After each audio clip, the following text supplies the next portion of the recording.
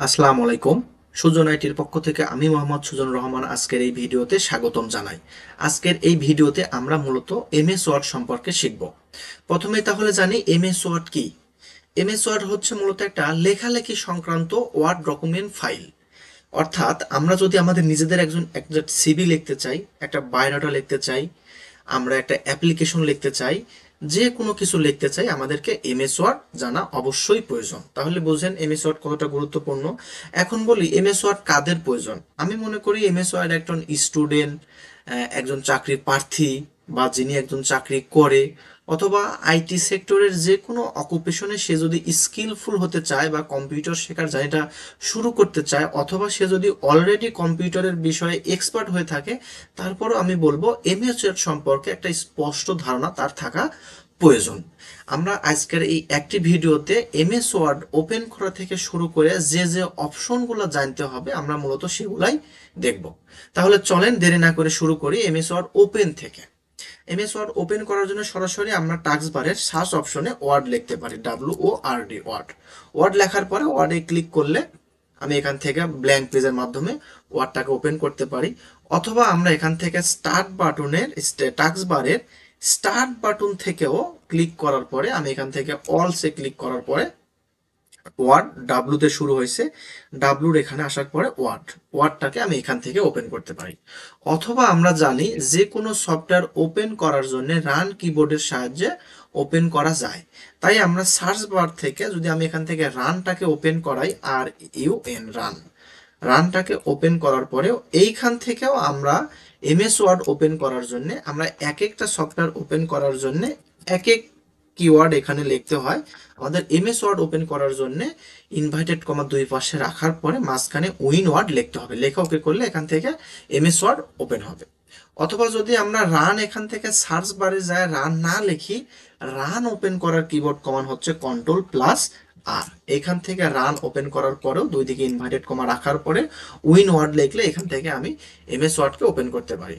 অথবা আমরা আরো বেশিরভাগ জন দেখি মাউসের ডেস্কটপে ফাঁকা জায়গায় মাউসের রাইট বাটন ক্লিক করার পরে আমরা এখান থেকে নিউ অপশন থেকে মাইক্রোসফট ওয়ার্ড ডকুমেন্ট, এখানে আমি একটা ফাইলের নাম দিয়ে দিলাম ডেমো। এরপরে এই ফাইলটাকে ওপেন করার পরে ডেমো এখান থেকে ডাবল ছিল, যার কারণে ডেমো 2 নামে ফাইল আমাদের তৈরি হয়েছে, ডেমো 2। এই যে ডেমো 2, এই ফাইলটা ওপেন করার পরে এখানে আমি এখন কাজ শুরু করতে পারি। আমরা এমএস ওয়ার্ডে কাজ শুরু করার আগে একটু বিষয় জেনে নিব, সেটা হচ্ছে এমএস ওয়ার্ডের ইন্টারফেস। প্রত্যেকটা সফটওয়্যার বা প্রোগ্রামের আলাদা আলাদা ইন্টারফেস থাকে। এমএস ওয়ার্ডে ঠিক একই রকম। এমএস ওয়ার্ডের কিছু ইন্টারফেস না জানলেই নাই, এরকম কিছু দেখে নেব। আমরা বিস্তারিত জিনিসগুলো আমরা আলাদা আলাদা ভিডিওতে তৈরি করছি। আপনারা যদি আরো ডিটেলস দেখতে চান তাহলে আমাদের আরো যে ভিডিওগুলো আছে সেগুলো দেখবেন। আমরা একটা ভিডিওতে এত ডিটেলস দেখানো সম্ভব নয়। তাহলে সবার উপরে যেটা আছে ডেমো 2, এটা হচ্ছে টাইটেল বার। এমএস ওয়ার্ডের যে ফাইলটা ওপেন করা আছে মূলত সেই নামটা দেখা যায় টাইটেল বার থেকে। আমাদের এই টাইটেল বারের একদম বাম পাশে যেটা আছে এটাকে বলা হয় কুইক অ্যাক্সেস টুলবার। আমাদের যে অপশনগুলো খুব বেশি প্রয়োজন সেই অপশনগুলো কুইক অ্যাক্সেস টুলবারে জমা রাখা যায়, প্রয়োজনে এটাকে ব্যবহার করা যায়, এজন্য এটাকে বলা হয়েছে কুইক অ্যাক্সেস টুলবার।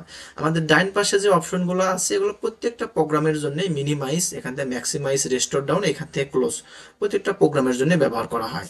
আর আমাদের তার নিচে যেটা file, home, insert, draw, design, layout, reference, এটা হচ্ছে আমাদের মেনু বার। এগুলো আমাদের এক একটা মেনু, এগুলোকে বলা হয় মেনু বার। এক একটা মেনু বারে ক্লিক করলে আমাদের ট্যাব ওপেন হচ্ছে, এক একটা করে ট্যাব ওপেন হচ্ছে। এই ট্যাবের ভিতরে আমাদের অনেকগুলা কমান্ড আছে। এই কমান্ডগুলোকে আবার সেকশন ভাবে সাজানো আছে। যেমন আমি হোমের মধ্যে, এটা হচ্ছে ক্লিপবোর্ড, এই যে ক্লিপবোর্ড, এটা একটা সেকশন। ক্লিপবোর্ডের মধ্যে কাট, কপি, পেস্ট, ফরম্যাট, পেইন্টার আছে। এখান থেকে ফন্ট একটা সেকশন আছে, প্যারাগ্রাফ সেকশন আছে, স্টাইল একটা সেকশন আছে। আমাদের এই হোম মেনু এবং এই হোমের ভিতরে ক্লিক করে যে ট্যাব, এই ট্যাবটা আর এই মেনু বারকে সমন্বয়ে বলা হয় রিবন। মেনু বারকে সমন্বয়ে বলা হয় রিবন। আমাদের যে মাঝে যে ফাঁকা যে পেজটা আছে বা ব্ল্যাঙ্ক পেজটা আছে এটাকে বলা হয় আমাদের ওয়ার্ক স্পেস, কাজের জায়গা। এখানে আমরা মূলত লেখালেখি সংক্রান্ত কাজ করব। আমাদের এই ব্ল্যাঙ্ক পেজের উপরে এবং লেফট সাইডে যে দুইটা আছে স্কেলের মতো আছে, এটাকে বলা হয় রুলার। রুলার বা অনেক সময় একজন স্কেলও বলে। এটার সাহায্যে মূলত পেজের মার্জিনকে নিয়ন্ত্রণ করা হয়। এটা আমরা প্র্যাকটিক্যাল কাজ করার সময় দেখব। এবং আমাদের পেজের নিচে, একদম নিচে যেটা আছে এটাকে বলা হয় টাস্ক বার। টাস্ক বার, এই টাস্ক বারের উপরে দেখেন লম্বা একটা চিকন বার আছে, এটাকে বলা হয় স্ট্যাটাস বার। স্ট্যাটাস বার মানে বৈশিষ্ট্য। এমএস ওয়ার্ডের এখানে আমাদের কতগুলো পেজ আছে, এখানে দেখেন দেখা যাবে। আমি লেখালেখি করার সময় এখানে আমাদের কতগুলো ওয়ার্ড থাকবে, এগুলো মূলত এখান থেকে দেখাবে। এবং এটা আমাদের কত পার্সেন্ট পর্যন্ত জুম আছে, সর্বোচ্চ আমাদের 500% পর্যন্ত জুম হবে, সর্বোচ্চ 500% পর্যন্ত জুম হবে। এবং সর্বনিম্ন এখান থেকে দেখি সর্বোচ্চ 500%, সর্বনিম্ন 10% পর্যন্ত জুম হবে। এবং আমাদের এই পেজটা, ব্ল্যাঙ্ক পেজটা কি মোডে ভিউ হয়ে থাকবে সেটা দেখাবে। ডিফল্টভাবে এখান থেকে প্রিন্ট লেআউট, কারণ হচ্ছে কার্সর রাখি, প্রিন্ট লেআউট মোডে ভিউ আছে। এখান থেকে যদি আমাদের ওয়েব লেআউট হয়ে যায়, রিড মোড হয়ে যায়, এখান থেকে আমরা প্রিন্ট লেআউট মোডে রাখবো। আমরা আর একটা অপশন দেখব, সেটা হচ্ছে আমরা যে এই রিবনটাকে দেখলাম, অনেক সময় এই রিবনটা যদি ক্লোজ হয়ে যায় বা ক্লোজ করার প্রয়োজন হয়, সেটা কন্ট্রোল করার জন্য আমাদের এই যে একদম রাইট সাইডে রিবন ডিসপ্লে অপশন আছে, এটার সাহায্যে আমরা এখানে শো ট্যাব অ্যান্ড কমেন্ট আছে, যদি আমাদের এখান থেকে শো ট্যাবে চাপ লাগে বা শো ট্যাবটাকে সিলেক্ট করে রাখি, তাহলে আমাদের ট্যাবটাই শুধু শো হয়ে থাকবে, বাকি কিন্তু আমাদের অপশনগুলো শো হয়ে থাকবে না। এবং এখান থেকে যদি আমি শুধু অটো হাইট রিবন করে দিয়ে রাখি, তাহলে ফুল রিবনটাই কিন্তু আমাদের অটো হাইট হয়ে থাকবে। আমি যখন ক্লিক করব তখন শো হবে, আমি যদি আবার ব্ল্যাঙ্ক পেজে ক্লিক করি আবার কিন্তু এটা হাইট হয়ে যাবে। এরকম যদি হয়ে যায় তখন আমরা এই যে এই অপশনে ক্লিক করার পরে আমি এখান থেকে শো ট্যাব অ্যান্ড কমান্ডের মাধ্যমে সবসময় শো করতে পারি। এখানে আমাদের দেখা মতে আরেকটা অপশন আছে, সেটা হচ্ছে সাইন ইন। সাইন ইন অপশনটা আমাদের তখনই প্রয়োজন হবে যদি কোনো আমরা একটা এমএস ওয়ার্ডের একটা অ্যাকাউন্ট যদি আমি এখানে লগ ইন করি, আমরা এখান থেকে অ্যাক্টিভেশন কে পারপাসে বা এই ভার্সনটা প্রো পারপাসে, তখন আমাদের এখান থেকে সাইন ইন করতে হবে। তাছাড়া আমাদের সাইন ইন করার দরকার নাই। এই ছিল আমাদের এমএস ওয়ার্ডের ইন্টারফেস। এখন আমরা কাজ শুরু করতে পারি। আমরা এখন সরাসরি, যেহেতু এমএস ওয়ার্ড ওপেন করার পরে ডিফল্টভাবে হোম ট্যাবটা ওপেন থাকে, আমরা হোম ট্যাব থেকেই শুরু করব। হোম ট্যাবে সর্বপ্রথমে যে ক্লিপবোর্ড আছে, ক্লিপবোর্ডের মধ্যে 4টা অপশন আছে, কাট, কপি, পেস্ট, ফরম্যাট, প্রিন্টার। কাট, কাট মানে হচ্ছে কোনো কিছু এক জায়গা থেকে কাট করে আরেক জায়গায় নিয়ে যাওয়া, এটা হচ্ছে কাট করা। আমি কোনো প্যারাকে সিলেক্ট করার পরে, সিলেক্ট আমরা তো সকলেই জানি, সিলেক্ট করার জন্য মাউসের একদম লাস্টে হচ্ছে কার্সর রাখার পরে এই যে নির্দিষ্ট পরপর যে লাফাচ্ছে, নির্দিষ্ট পরপর লাফাচ্ছে, এটা হচ্ছে মাউসের কার্সর। এবং আমি যেটা নড়াচ্ছি বিভিন্ন প্রোগ্রামে যাওয়ার পরে যেটা নড়ে, বিভিন্ন প্রোগ্রামে যাওয়ার পরে এই যেটা, এটা হচ্ছে মাউস পয়েন্টার। আর নির্দিষ্ট পরপর লাফাচ্ছে, এটা হচ্ছে মাউসের কার্সর। তাহলে মাউসের কার্সর একদম একটা প্যারা লাস্টে রাখার পরে মাউসের লেফট বাটন ধরার পরে আমি আস্তে আস্তে সামনের দিকে করে সিলেক্ট করতে পারি, অথবা আমি প্রথম থেকেও সামনের দিকে সিলেক্ট করতে পারি। অথবা সিলেক্ট করে আরেকটা উপায় আছে, যেখানে আমার কার্সর আছে, কিবোর্ড থেকে আমি শিফট বাটন ধরে যদি অ্যারো কি যদি আমি এখান থেকে লেফটে দেই, লেফটে সিলেক্ট হবে। এখান থেকে যদি আমি অ্যারো কি যদি আমি রাইটে দেই, অ্যারো কি যদি রাইটে দেই, তাহলে আমাদের রাইটে সিলেক্ট হবে। এভাবে আমরা সিলেক্ট করতে পারি। অথবা সিলেক্ট করার, একদম সিলেক্ট অল করার কিবোর্ড কমান্ড হচ্ছে কন্ট্রোল প্লাস এ। কন্ট্রোল প্লাস এ সাহায্যে আমরা সবগুলোকে একসঙ্গে সিলেক্ট করতে পারি। ঠিক আছে, আমি শুধু প্যারাটাই সিলেক্ট করব। আমি কোনো কিছু কাট করার জন্য আমি লেখাটাকে কাটে ক্লিক করব। কাট করার সঙ্গে সঙ্গে এটা কাট হবে, কম্পিউটারের ক্লিপবোর্ডের মধ্যে জমা থাকবে। যেখানে আমি পেস্ট করতে চাই, পেস্ট করার জন্য মাউসের কার্সর আগে সেখানে নিয়ে যা রাখতে হবে। পেস্ট করার keyboard command control plus V, অথবা এই যে পেস্টের জন্য আমি এখান থেকে যে পেস্টের বক্স আছে, বক্সে ক্লিক করলে লেখাটা পেস্ট হবে। অথবা যদি আমি এখানে পেস্ট তীরে ক্লিক করি, তাহলে আমার এখান থেকে 4টে অপশন দিবে, বাকি 3টা আমরা অ্যাডভান্স টেন্স এক্সেলে দেখব।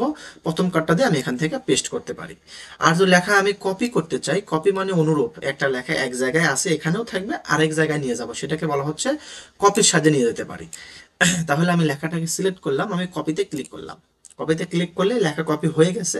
যেখানে আমি বসাতে চাই সেখানে কার্সরটাকে এখানে রাখি, রাখার পরে আমি এখান থেকে পেস্টে ক্লিক করি, তাহলে লেখা বসবে। তাহলে দেখেন আমি কাট কপি যেটাই করি বসানোর জন্য পেস্ট প্রয়োজন। আর একবার কাট বা কপি করলে আপনি যতবার পেস্ট করবেন লেখা কিন্তু ততবার পেস্ট হবে। এরকম কিন্তু না যে আমি একবার বা কাট বা কপি করলে একবারই শুধু পেস্ট হবে, আপনি যতবার পেস্ট করবেন ততবার লেখা বসবে।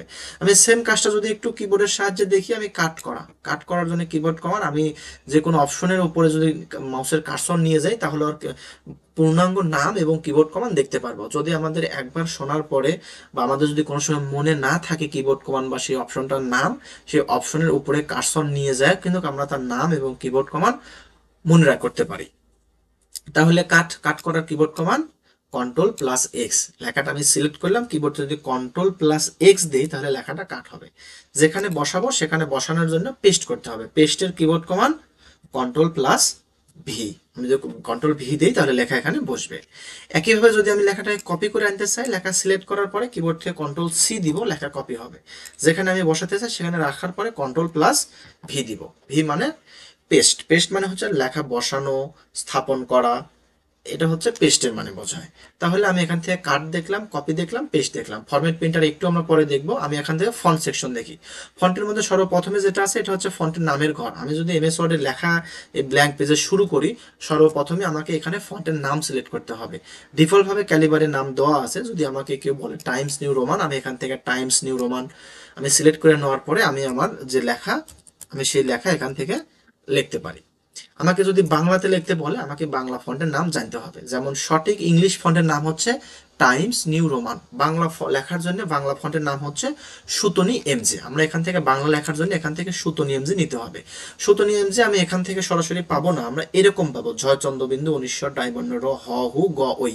এটা সিলেক্ট করলে এখান থেকে সুতনি এমজি আসবে। অথবা আমি যদি এখান থেকে অন্য একটা ফন্ট দেওয়া থাকে, আমি আমার কাঙ্ক্ষিত ফন্ট নেওয়ার জন্য আমি তীর চিহ্নতে ক্লিক না করে সরাসরি ফন্টের নামের উপরে ক্লিক করব। করার পরে আমি যে ফন্ট এখানে দিতে চাই সুতনি এমজি, ইন্টার দিব, সুতনি এমজি সিলেক্ট হয়ে যাবে। বাংলা ফন্টের নাম হচ্ছে সুতনি এমজি।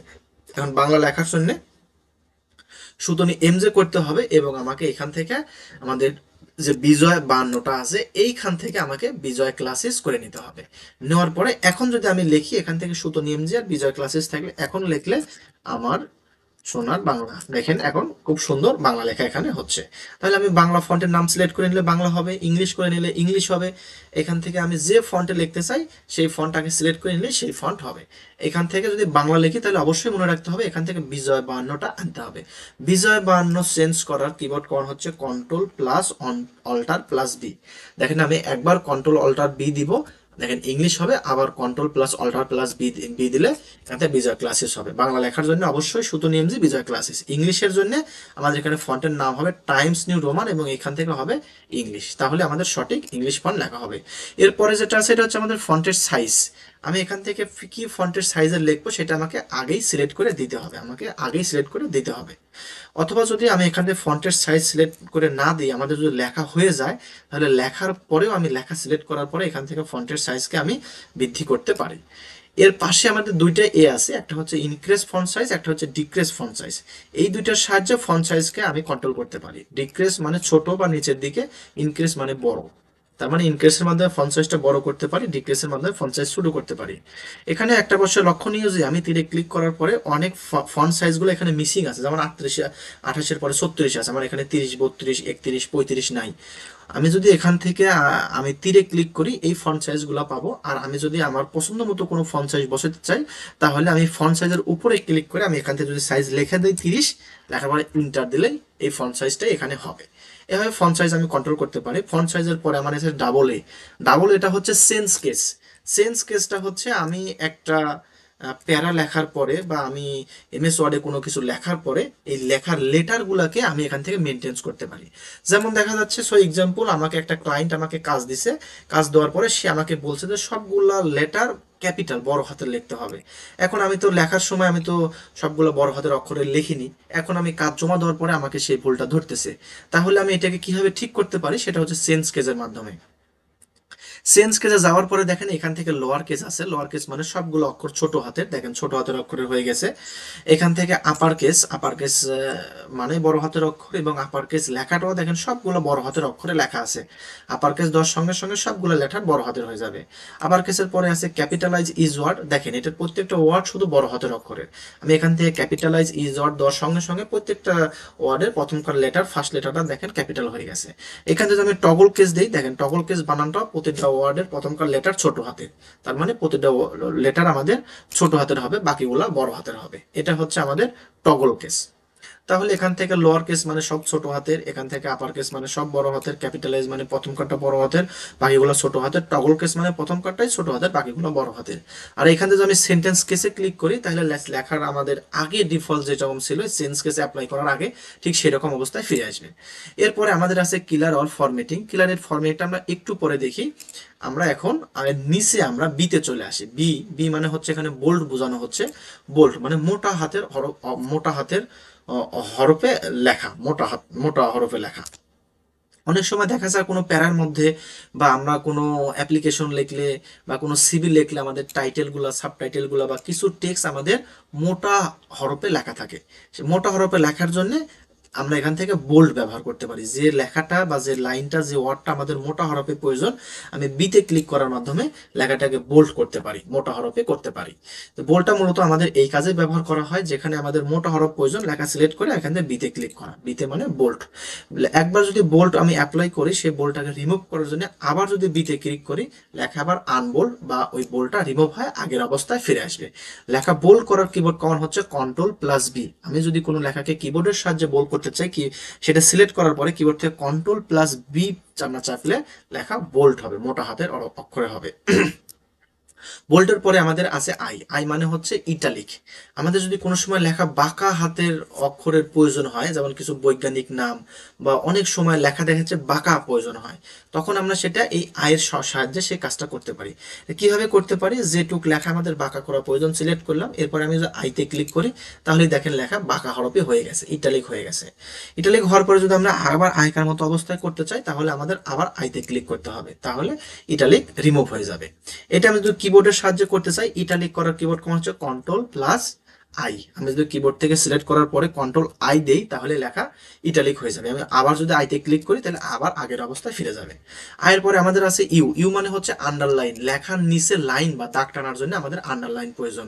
যেটুক লেখার নিচে আমি আন্ডারলাইন অ্যাপ্লাই করতে চাই, সিলেক্ট করার পরে আমি যদি ইউতে ক্লিক করি, তাহলে সেই লেখার নিচে আন্ডারলাইন হবে, লেখার নিচে দাগ হয়ে গেছে।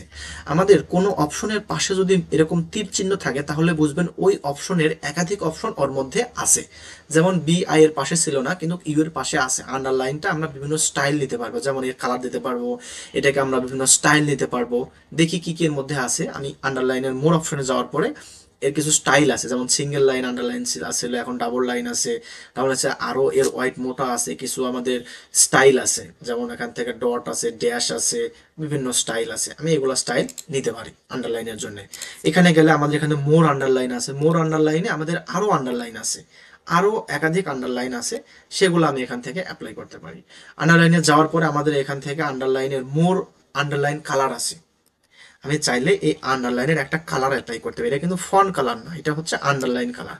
একটু খেয়াল করে দেখেন, আমি নিচে যে আন্ডারলাইনটা অ্যাপ্লাই করছি, এই আন্ডারলাইনের কালার কিন্তু রেড হয়েছে, মানে আমি আলাদাভাবে আন্ডারলাইনের কালারও অ্যাপ্লাই করতে পারি।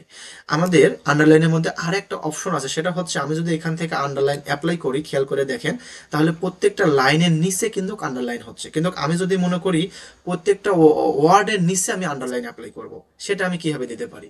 সেটাও আন্ডারলাইনে আমি যাওয়ার পরে এখান থেকে মোর আন্ডারলাইনের মধ্যে এইখানে দেখেন আন্ডারলাইন স্টাইল থেকে প্রথমেই দেখেন আছে ওয়ার্ড অনলি। ওয়ার্ড অনলি মানে আমি প্রত্যেকটা ওয়ার্ডের নিচে দেখেন এখন আন্ডারলাইন হবে, প্রত্যেকটা ওয়ার্ডের নিচে কিন্তু আন্ডারলাইন আছে। তো এরকম যদি শুধু ওয়ার্ডের নিচে আন্ডারলাইন প্রয়োজন হয়, সেটা আমি এখান থেকে অ্যাপ্লাই করতে পারি। আর আন্ডারলাইনের প্রয়োজন না হলে আমি এখান থেকে ইউতে ক্লিক করলে আন্ডারলাইন রিমুভ হয়ে যাবে। প্রত্যেকটা ওয়ার্ডের নিচে আন্ডারলাইন দেওয়ার একটা কিবোর্ড কমান্ড আছে, এখানে সেই কিবোর্ড কমান্ডটা শো করবে না। প্রত্যেকটা ওয়ার্ডের নিচে আন্ডারলাইন দেওয়ার জন্য কিবোর্ড থেকে কন্ট্রোল+শিফট+, যদি আপনি ডাব্লিউ অ্যাপ্লাই করেন, তাহলে প্রত্যেকটা লাইনের নিচে আন্ডারলাইন হবে। এই আন্ডারলাইনটা রিমুভ করার জন্য আপনি ইউ থেকে রিমুভ করতে পারেন, অথবা কন্ট্রোল+শিফট+ডাব্লিউ দিলে আন্ডারলাইনটা রিমুভ হয়ে যাবে। এই ছিল আমাদের আন্ডারলাইন। আন্ডারলাইনের পরে আমাদের একটা অপশন আছে, সেটা হচ্ছে স্ট্রাইক থ্রো। ABC লেখা মাঝে কাটা চিহ্ন দেওয়া, মাঝে একটা লাইন টানা আছে, কাটা চিহ্ন বোঝানো হয়েছে, এটা হচ্ছে স্ট্রাইক থ্রো। এটা আমাদের প্যারার উপরে বা কোনো টেক্সের উপরে কম অ্যাপ্লাই হয়। এটা আমাদের অ্যাপ্লাই হয় বিভিন্ন অফার প্রাইজে, বিভিন্ন প্রোডাক্টের দেখবেন অফার প্রাইজে যদি লেখা থাকে 150 টাকা, এখানে অফার প্রাইজে হয়তো দেখা যাচ্ছে এই প্রোডাক্টটার প্রাইস আগে 120 টাকা ছিল, এখন 120 বোঝানোর ক্ষেত্রে প্রোডাক্টের গায়ে দেখেন এখান থেকে স্ট্রাইক থ্রোর মাধ্যমে কাটা বোঝানো হয়। তার মানে এখানে স্পষ্ট বোঝা যাচ্ছে এই একটা প্রোডাক্টের প্রাইস ছিল আগে 120 টাকা, এখন হয়েছে 150 টাকা। এটা কিভাবে বুঝলাম? এই যে স্ট্রাইক থ্রো অ্যাপ্লাই করার মাধ্যমে বুঝতে পারলাম। এটাই ছিল স্ট্রাইক থ্রো। যদি আমি স্ট্রাইক থ্রো রিমুভ করতে চাই, আবার স্ট্রাইক থ্রোতে ক্লিক করলেই এটা আবার আগের মতো ফিরে আসবে। এরপরে আমাদের যে অপশনটা আছে, এটা একটা আছে হচ্ছে সাবস্ক্রিপ্ট, একটা আছে সুপারস্ক্রিপ্ট। দুইটাই এক্স এর মাধ্যমে, একটা এক্স এর নিচে পাওয়ার, একটা হচ্ছে এক্স এর উপরে পাওয়ার। আমাদের এখান থেকে সাবস্ক্রিপ্ট আর সুপারস্ক্রিপ্ট ওখানে যেরকম দেখা যাচ্ছে, এর কাজও ঠিক একই রকম, কাজও ঠিক একই রকম। যেমন এক্স এর নিচে টু, এক্স এর নিচে টু রাসায়নিক বা আমাদের রসায়নের কিছু সমীকরণ লেখার সময় যেমন দেখা যাচ্ছে এখান থেকে H2, এখান থেকে H2O, আমি একটা পানির সংকেত লিখলাম, এখান থেকে H2SO4, আমি এখান থেকে সালফার ডাইঅক্সাইডের একটা সংকেত লিখলাম, আমি এখান থেকে CO2 কার্বন ডাইঅক্সাইডের সংকেত লিখলাম। এগুলা কিন্তু একদম রাইট ওয়েতে হয়নি। এগুলা হয়নি কেন? এই পাওয়ারগুলা টুগুলা এইচ এর নিচে হবে, এটা ও এর নিচে হবে, এটা ও এর নিচে হবে, এটা এইচ এর নিচে হবে।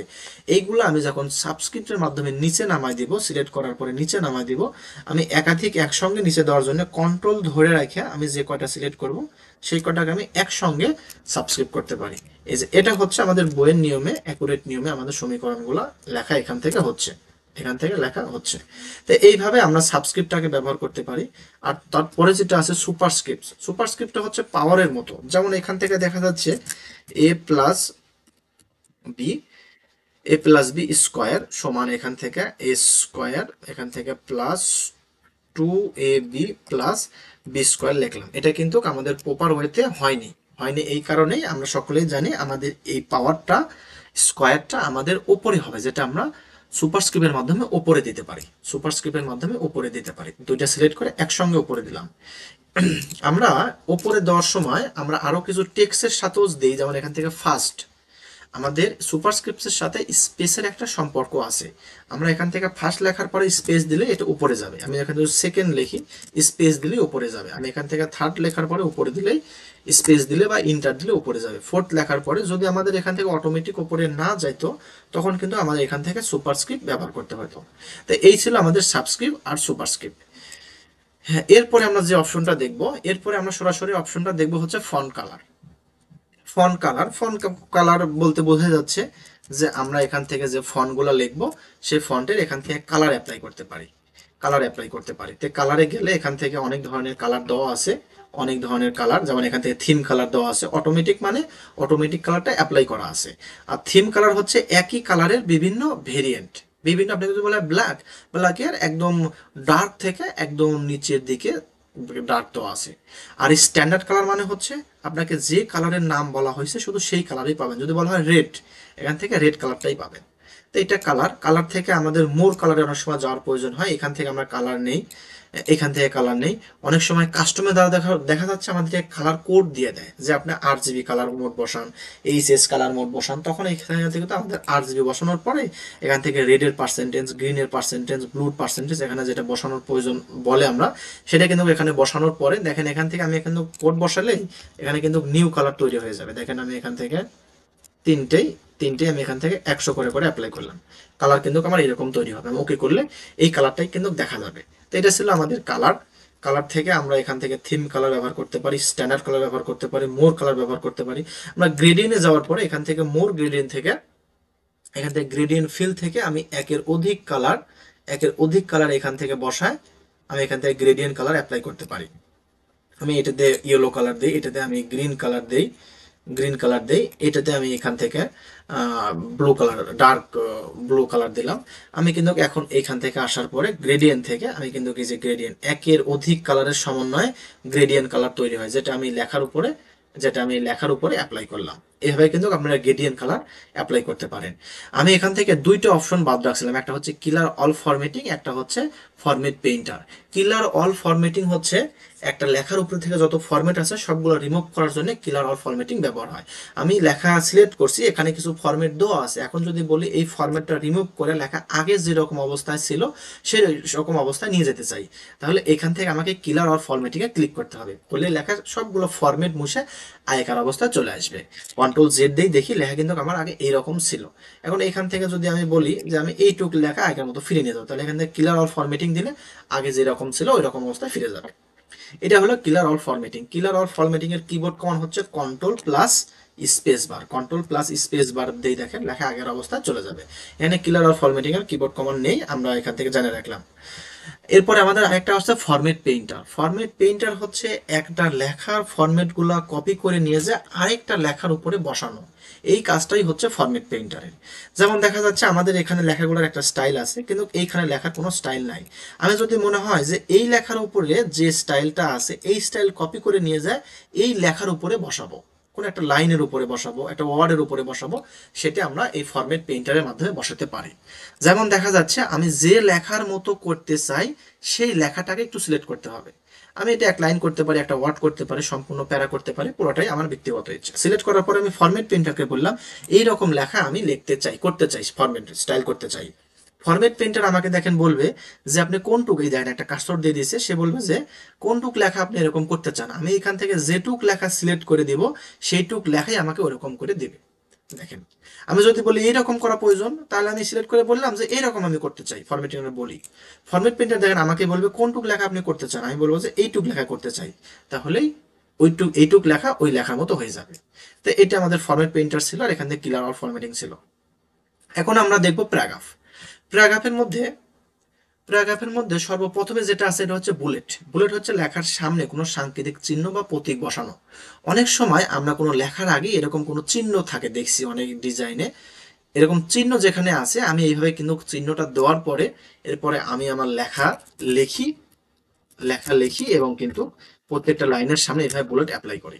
এভাবে কিন্তু বুলেট অ্যাপ্লাই করি। আমি লেখাগুলোর ফরম্যাট সব যদি রিমুভ করে দেই, দিয়ে এখন যদি আমি এখান থেকে বুলেট অ্যাপ্লাই করি, দেখতে আমাদের সুবিধা হবে। ফন্ট সাইজটা একটু বড় করে দেই। এইভাবে কিন্তু আমি বুলেট ব্যবহার করলাম। বুলেট একবার ব্যবহার করার পরে কিন্তু বুলেট আপনি চেঞ্জ করতে পারেন। দেখেন আমি এখান থেকে বুলেট চেঞ্জ করতে পারি। বুলেট এইগুলো যদি আপনার পছন্দ না হয়, আপনি ডিফাইন নিউ বুলেট থেকে আপনি এখান থেকে স্যাম্বল দিয়ে বুলেট দিতে পারেন। আপনি এখান থেকে স্যাম্বলে যাওয়ার পরে এখান থেকে স্যাম্বল নেওয়ার পরে স্যাম্বল দিয়ে বুলেট দিতে পারেন। ওকে করলে স্যাম্বল দিয়ে বুলেট হবে। স্যাম্বল বুলেট ছাড়া আপনি এখান থেকে যদি পিকচার, এখান থেকে ফন্ট দিয়ে বুলেট দিতে পারেন। আপনি অ্যালাইনমেন্ট এখান থেকে কন্ট্রোল করতে পারেন। এটা ছিল আমাদের লেখার আগে কোনো সাংকেতিক চিহ্ন বা প্রতীক, এটা হচ্ছে বুলেট বলা হয়।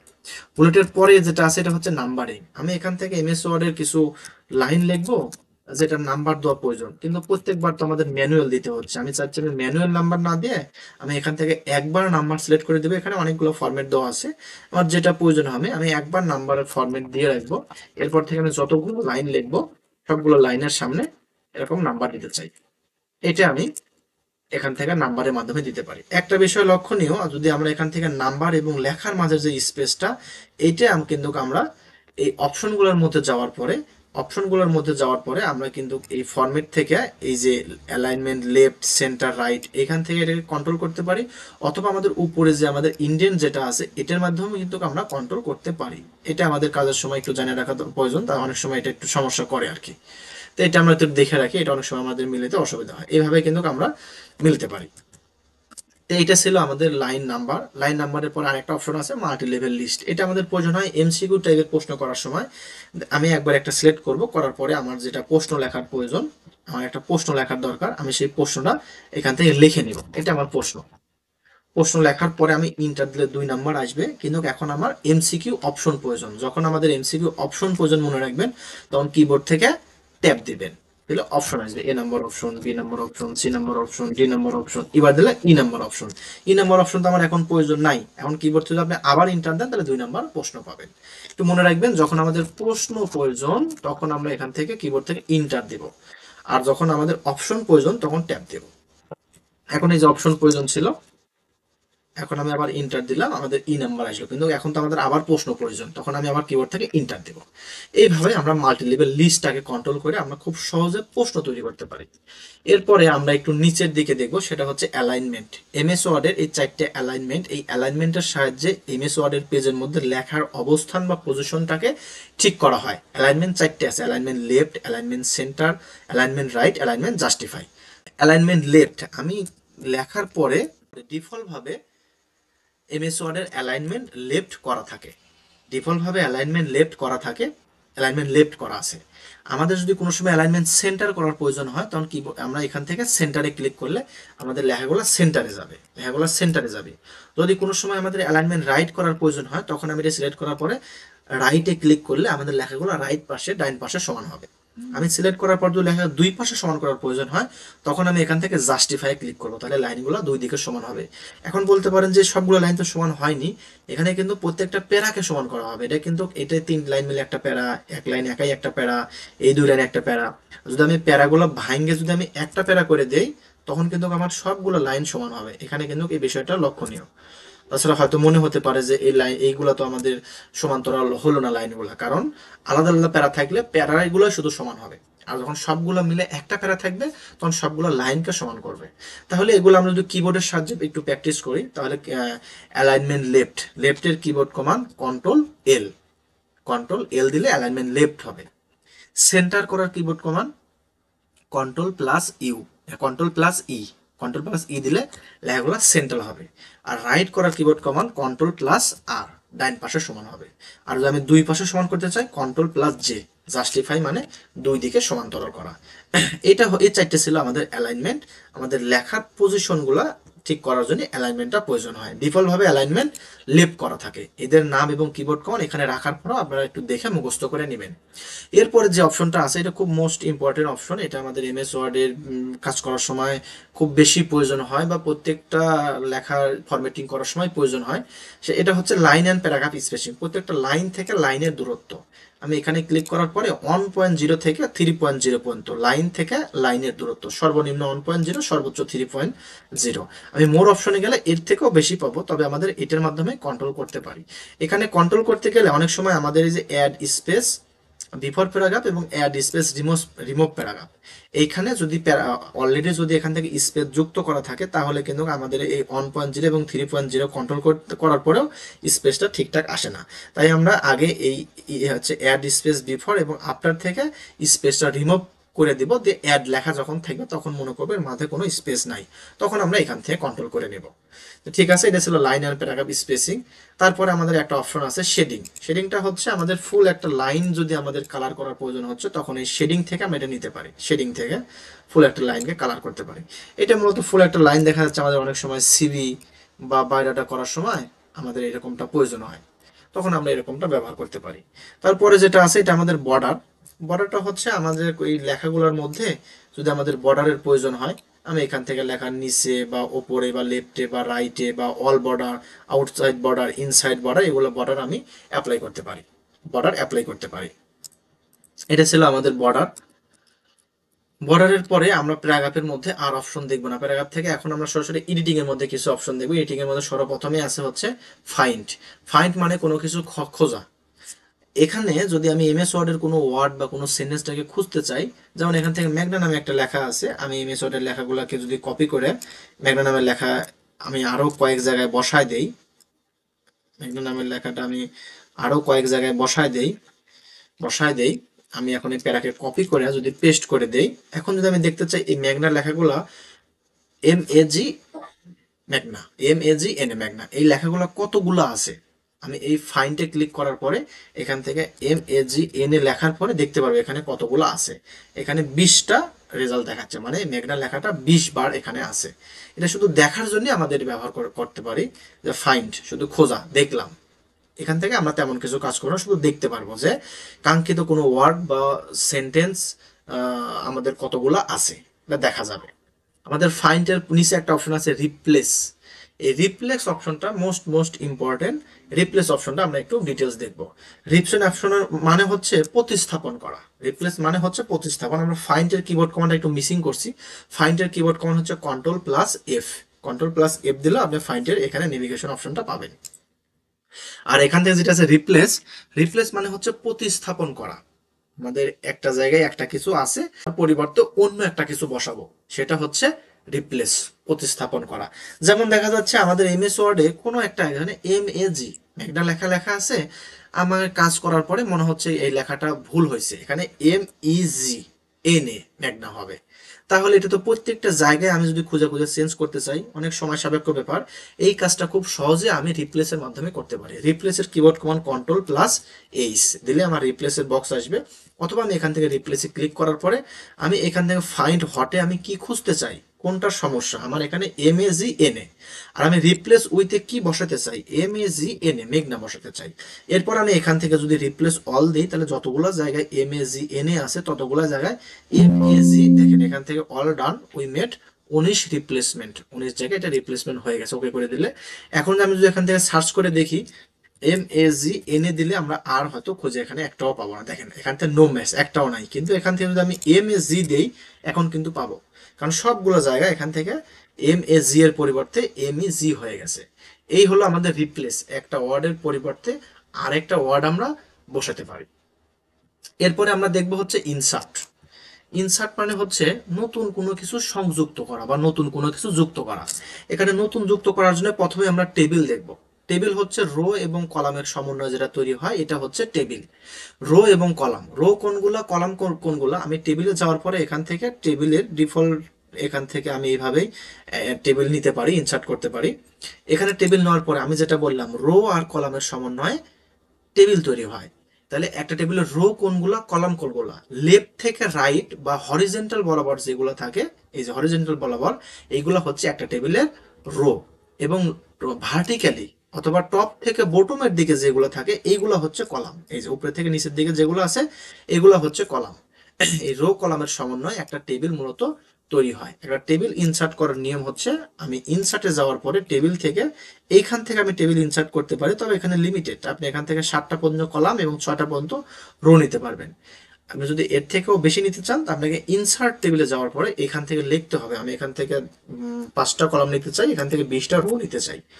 ওকে করার পর সঙ্গে সঙ্গে এখান থেকে সেই টেবিলটা আমাদের ইনসার্ট হবে। টেবিল ইনসার্ট হওয়ার পরে আমার যদি মনে হয় টেবিল ইনসার্ট হয়ে গেছে, আমাদের এখান থেকে কলাম 1টা 2টা 3টা 4টা 5টা আছে, কলাম আমি আরেকটা বেশি করতে চাই, তাহলে কিন্তু এই যে কলাম উপরে রাখার পরে যেখানে প্লাস চিহ্ন, এখানে ক্লিক করলেই আমাদের কিন্তু কলাম একটা বেশি হবে। আমার আরেকটা প্রয়োজন, আমি আরেকটা কলাম বেশি করতে চাই, কলাম একটা আমার কমানো প্রয়োজন, সেই কলামটাকে সিলেক্ট করে কিবোর্ড থেকে ব্যাক স্পেস দেব, সিলেক্ট করে কিবোর্ড থেকে ব্যাক স্পেস দেব, তাহলে কলাম ডিলিট হয়ে যাবে। কলাম দেখা যাচ্ছে আমাদের সবগুলো একই সমান প্রয়োজন নাই, কোনোটা ছোট কোনোটা বড়, তাহলে টেবিলের মাঝখানে, টেবিলের মাঝে যে আমাদের লাইনগুলো আছে, এই লাইনগুলো ধরার পরে, লাইনগুলো ধরেও আমি কিন্তু এই কলামের উইথ কিন্তু কম বেশি করতে পারি, এবং এইভাবে কম বেশি আমাকে করতে হবে। আমি এইভাবে কলামের উইথ কম বেশি করতে পারি, উইথ কম বেশি করতে পারি।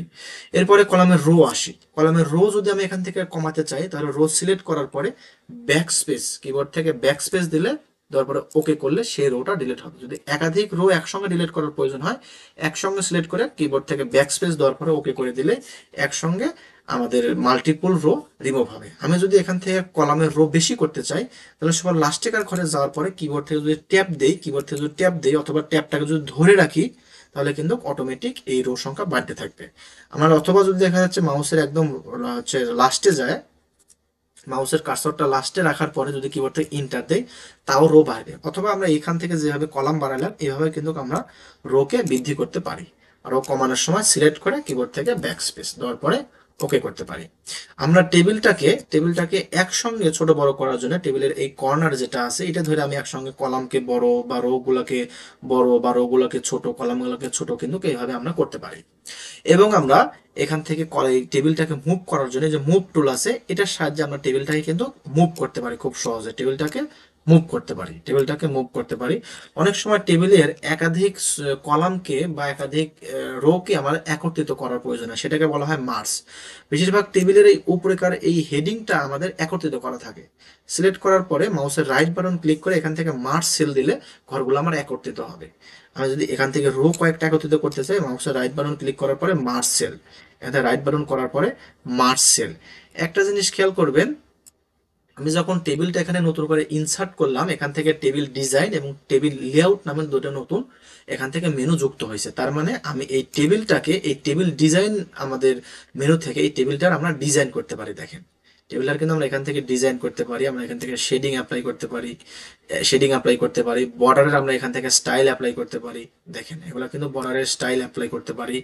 এবং টেবিল লেআউট থেকে আমরা এখান থেকে আরো কিছু অপশন এখান থেকে পাবো, যেটা আমরা আগে দেখছি, টেবিলকে কিভাবে কলাম ডিলিট করতে হয়, রো ইনসার্ট করতে হয়, লেফটে নিতে হয়, রাইটে নিতে হয়, এগুলো টেবিল লেআউটে আছে। আর ডিজাইনের মধ্যে টেবিলের ডিজাইনটা আছে। তাহলে আমরা যেটা দেখলাম, টেবিলটা যদি আমরা ডিলিট করে দিতে চাই, সিলেক্ট করা আছে, কিবোর্ড থেকে ব্যাক স্পেস দিলেই টেবিলটা ডিলিট হবে। এটা দেখলাম আমরা ইনসার্ট থেকে টেবিল দেখলাম।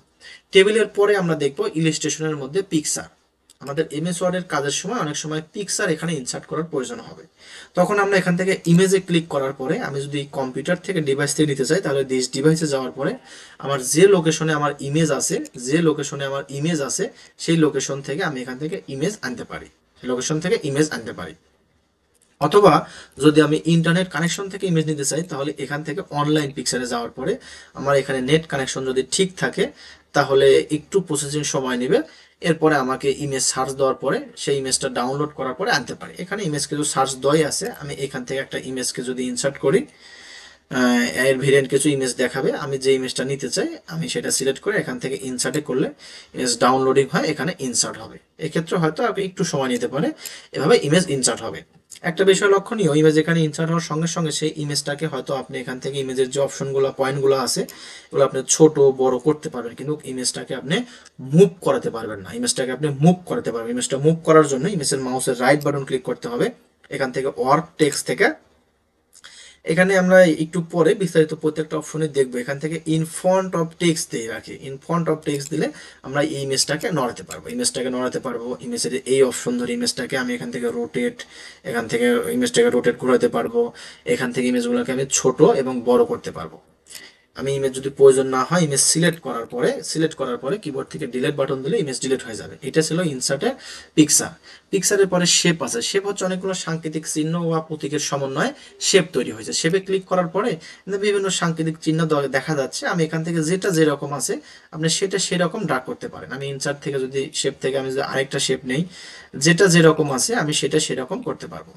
এটার সাহায্যে আপনি দুইটা তিনটা শেপকে একত্রিত করে নিয়ে আপনি অনেক কিছু আর্ট করতে পারবেন, যদি আপনি আর্টিস্টার হাত যদি আপনার ভালো থাকে। দেখেন এখান থেকে আমি যদি মনে করি আমি এখান থেকে একটা পানি খাওয়ার যে আমাদের মগ বলি বা যেটাই বলি, যেটা বলি যে সেটা যদি তৈরি করতে চাই, দেখেন আমি সাথে একটা হাতল নিয়ে হাতলটাকে দেখেন আমি এটাকে একটু রোটেট করে নেওয়ার পরে এর সাথে লাগাই দিয়ে একটু এটা একটু ছোট করতে হবে। আমি যদি একটু ছোট করে নেই, ছোট করে নেওয়ার পরে এটাকে পজিশন মতো বসায় দিলাম, তাহলে কিন্তু দেখেন একটা ডিজাইন হয়ে গেল। আপনি যদি চান এখান থেকে আপনি ন্যাশনাল ফ্ল্যাগ আমি যদি ক্রিয়েট করি, এখান থেকে আমি সর্বপ্রথম একটা রেক্ট্যাঙ্গেলের মধ্যে থেকে আমি একটা রেক্ট্যাঙ্গেল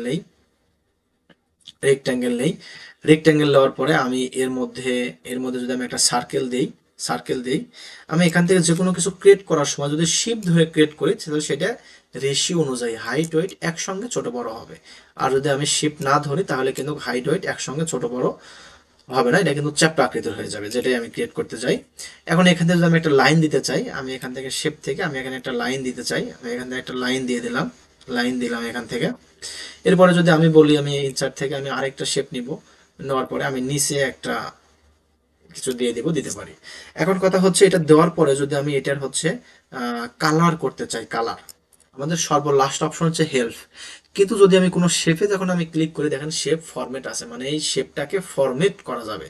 ফরম্যাটে ক্লিক করলে এখানে শেপ স্টাইলের মধ্যে ডিফল্ট এখানে কিছু স্টাইল দেখাচ্ছে, কিন্তু আমার তো ডিফল্ট স্টাইলের প্রয়োজন নেই। আমার তো প্রয়োজন ন্যাশনাল ফ্ল্যাগের এই স্কোয়ার থাকে আমাদের সবুজ কালার, গ্রিন কালার। তাহলে গ্রিন কালার নেওয়ার জন্য আমাদের এই শেপ স্টাইলের মধ্যে এখান থেকে দেখেন তিনটা অপশন এখানে দেওয়া আছে, shape feel, shape outline, shape effect. Shape feel মানে এটা যেহেতু একটা শেপ, এই শেপের ফিল কালারটা কিভাবে হবে। যে কোনো কিছুর শেপ একটা সলিড কালার হতে পারে, একটা গ্রেডিয়েন্ট হতে পারে, অথবা ইমেজ হতে পারে। আমি এখান থেকে ফিল কালারে এখানে কালার দেওয়া আছে, ফিল কালারে আমি এখান থেকে একটা গ্রিন কালার নিয়ে নিলাম, এটা ফিল কালার। এবং আউটলাইনে গেলে এখানে আউটলাইনে যে ব্ল্যাক, আউটলাইনের এখান থেকে হোয়াইট আছে, আমি এখান থেকে আউটলাইন এখানে দিব না, আউটলাইনটা আমি এখান থেকে নান করে দিব। এবং মাঝে যেটা আছে এটার কালার আমি এখান থেকে রেড দিব, এবং এটার আউটলাইন কালার আমি এখান থেকে নান করে দিব। এবং আমাদের এখান থেকে যে লাইন যেটা আছে, লাইনের আউটলাইনটা আমি এখান থেকে বেশি করে দেব, হোয়াইটটা বেশি করে দেব, এবং নিচে যেটা আছে এটার কালার আমি চেঞ্জ করতে পারি অথবা এটাই রাখতে পারি। তে আমরা একটা শেপ নেওয়ার পরে এইভাবে একটা শেপকে ফরম্যাট করতে পারবো। এখন কথা হচ্ছে আমি শেপের মধ্যে আরেকটা অপশন দেখব, যদি কোনো কিছু ক্রিয়েট করার পরে যখন এটাকে আমি ছোট বড় বা মুভ করাবো তখন দেখেন এটা কিন্তু আলাদা আলাদা কিন্তু হয়ে আছে।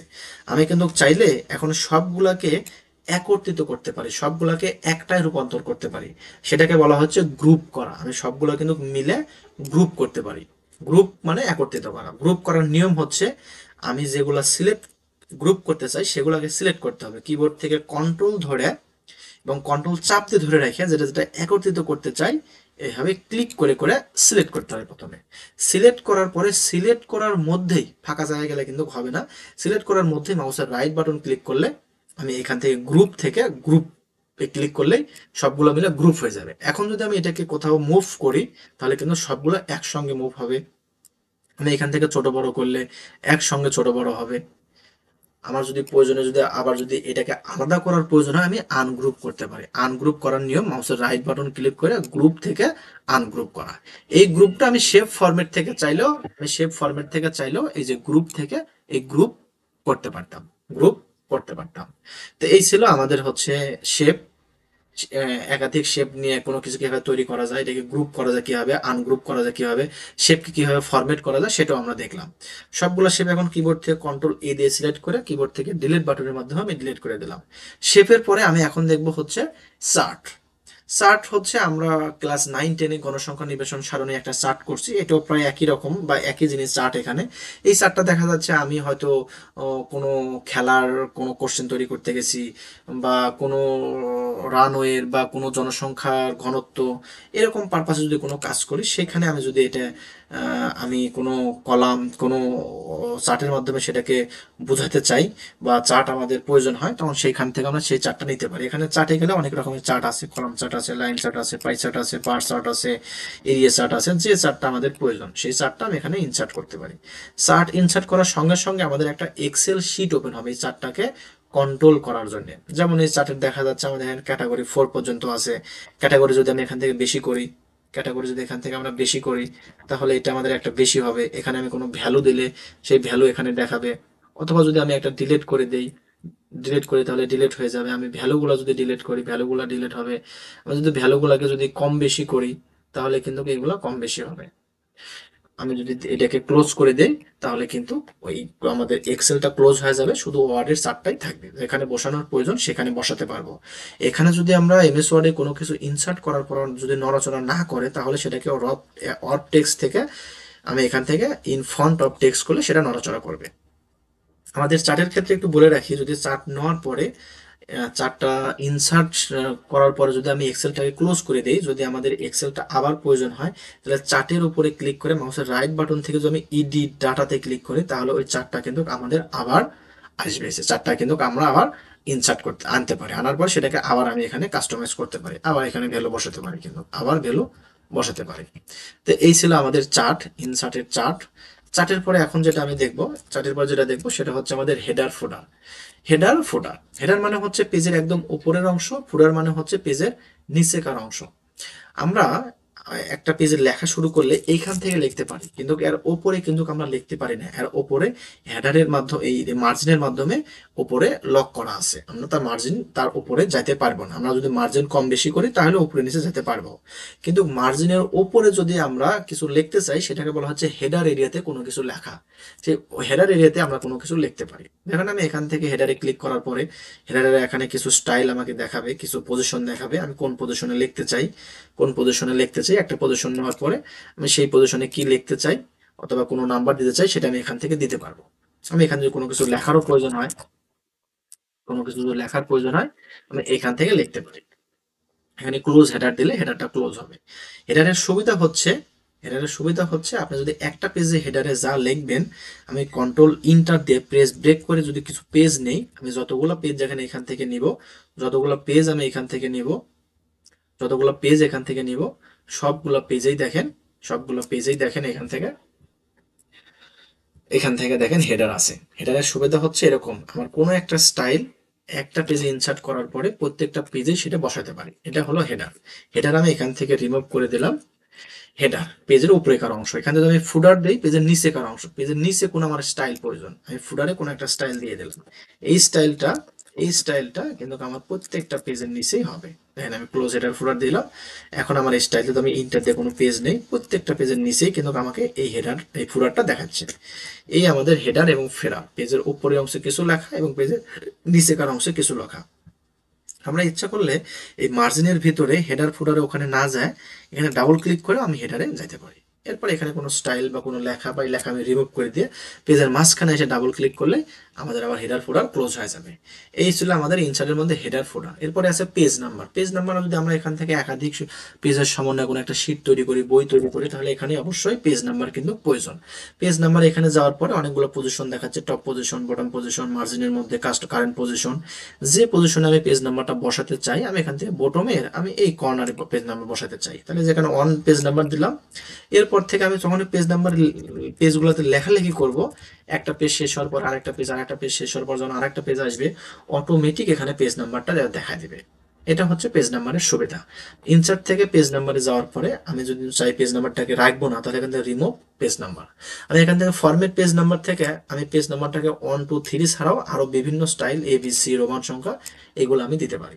এখানে আমি এখান থেকে ABC দিছি, এখান থেকে S, এখান থেকে তার আগেকার অক্ষর এখানে আছে, আমি পেজ নাম্বারটা রিমুভ করে দিলাম। এভাবে আমরা বিভিন্ন পজিশনে পেজ নাম্বার অ্যাপ্লাই করতে পারি। পেজ নাম্বারের পরে যে অপশনটা আছে এটা হচ্ছে টেক্সট বক্স। টেক্সট বক্সটা হচ্ছে একটা পেজের মধ্যে নতুন একটা পেজের কাজ করার যে সুবিধাটা, এটা মূলত প্রদান করে টেক্সট বক্স। যেমন দেখা যাচ্ছে আমি এখানে কিছু লিখলাম, আমি এখানে কয়েক লাইন লিখি, লেখার পরে আমি যদি মনে হয় যে এখন সেম এই বরাবর আমার এইখানে কিছু একটা লেখা প্রয়োজন বা এইখানে কিছু লেখা প্রয়োজন, যেমন দেখা যাচ্ছে আমাদের মামলা মোকদ্দমার কিছু জিনিস এখান থেকে বাদী, বিবাদী, সাক্ষী অথবা কোনো অ্যাপ্লিকেশন আমাদের লেখার পরে নিচের দিকে দেখা যায় এখান থেকে আমাদের সভাপতি, এদিকে সাধারণ সম্পাদক, এরকম একই বরাবর 2 3 ইয়েতে লিখতে হয়। এটা কিন্তু আমরা একদম অ্যাডভান্স লেভেল পর্যায়ে গেলেও কিন্তু আমরা ট্যাবের সাহায্যে এটাকে কিন্তু ম্যানেজ করা কিন্তু আমাদের জন্য একটু কঠিন হয়ে যায়। এভাবে কিন্তু আমরা ম্যানেজ করতে পারি, কিন্তু নতুনদের ক্ষেত্রে কিন্তু কঠিন হয়ে যায়। তো এটাকে খুব সহজে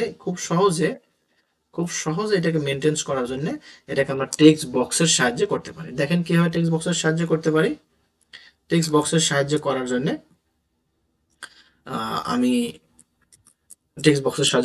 সর্বপ্রথম ইনসার্ট থেকে একটা টেক্সট বক্স নিয়ে নিই, ড্র টেক্সট বক্স থেকে একটা টেক্সট বক্স নিয়ে নিলাম। এরপর এখানে আমি লেখা লিখে দিলাম, এখান থেকে এটা এই পজিশনে বসা রাখলাম। এখন নতুন করে আমার টেক্সট বক্স নেওয়ার প্রয়োজন নাই, আমি চাইলে কন্ট্রোল অল্টার ধরে এই টেক্সট বক্সটাকে আমি কপি করে এইখানে একটা এবং আরেকটা কপি করে আমি এইখান থেকে এইখানে একটা বসাতে পারি।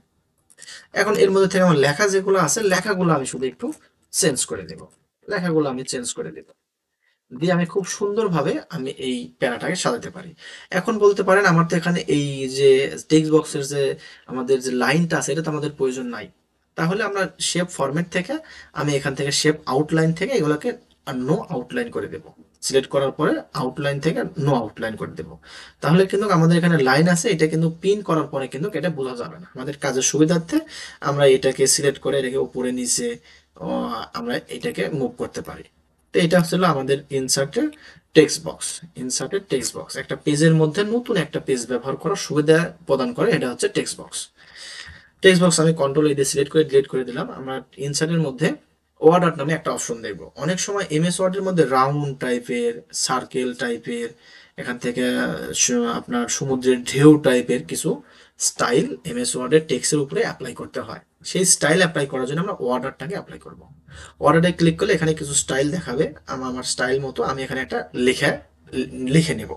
যেমন দেখা যাচ্ছে আমি এখান থেকে আমার একটা প্রতিষ্ঠানের নাম আমি দিলাম গলি আফরোজ গভর্নমেন্ট কলেজ, ওটা বলে গলি আফরোজ গভর্নমেন্ট কলেজ, একটা কলেজের নাম দিলাম।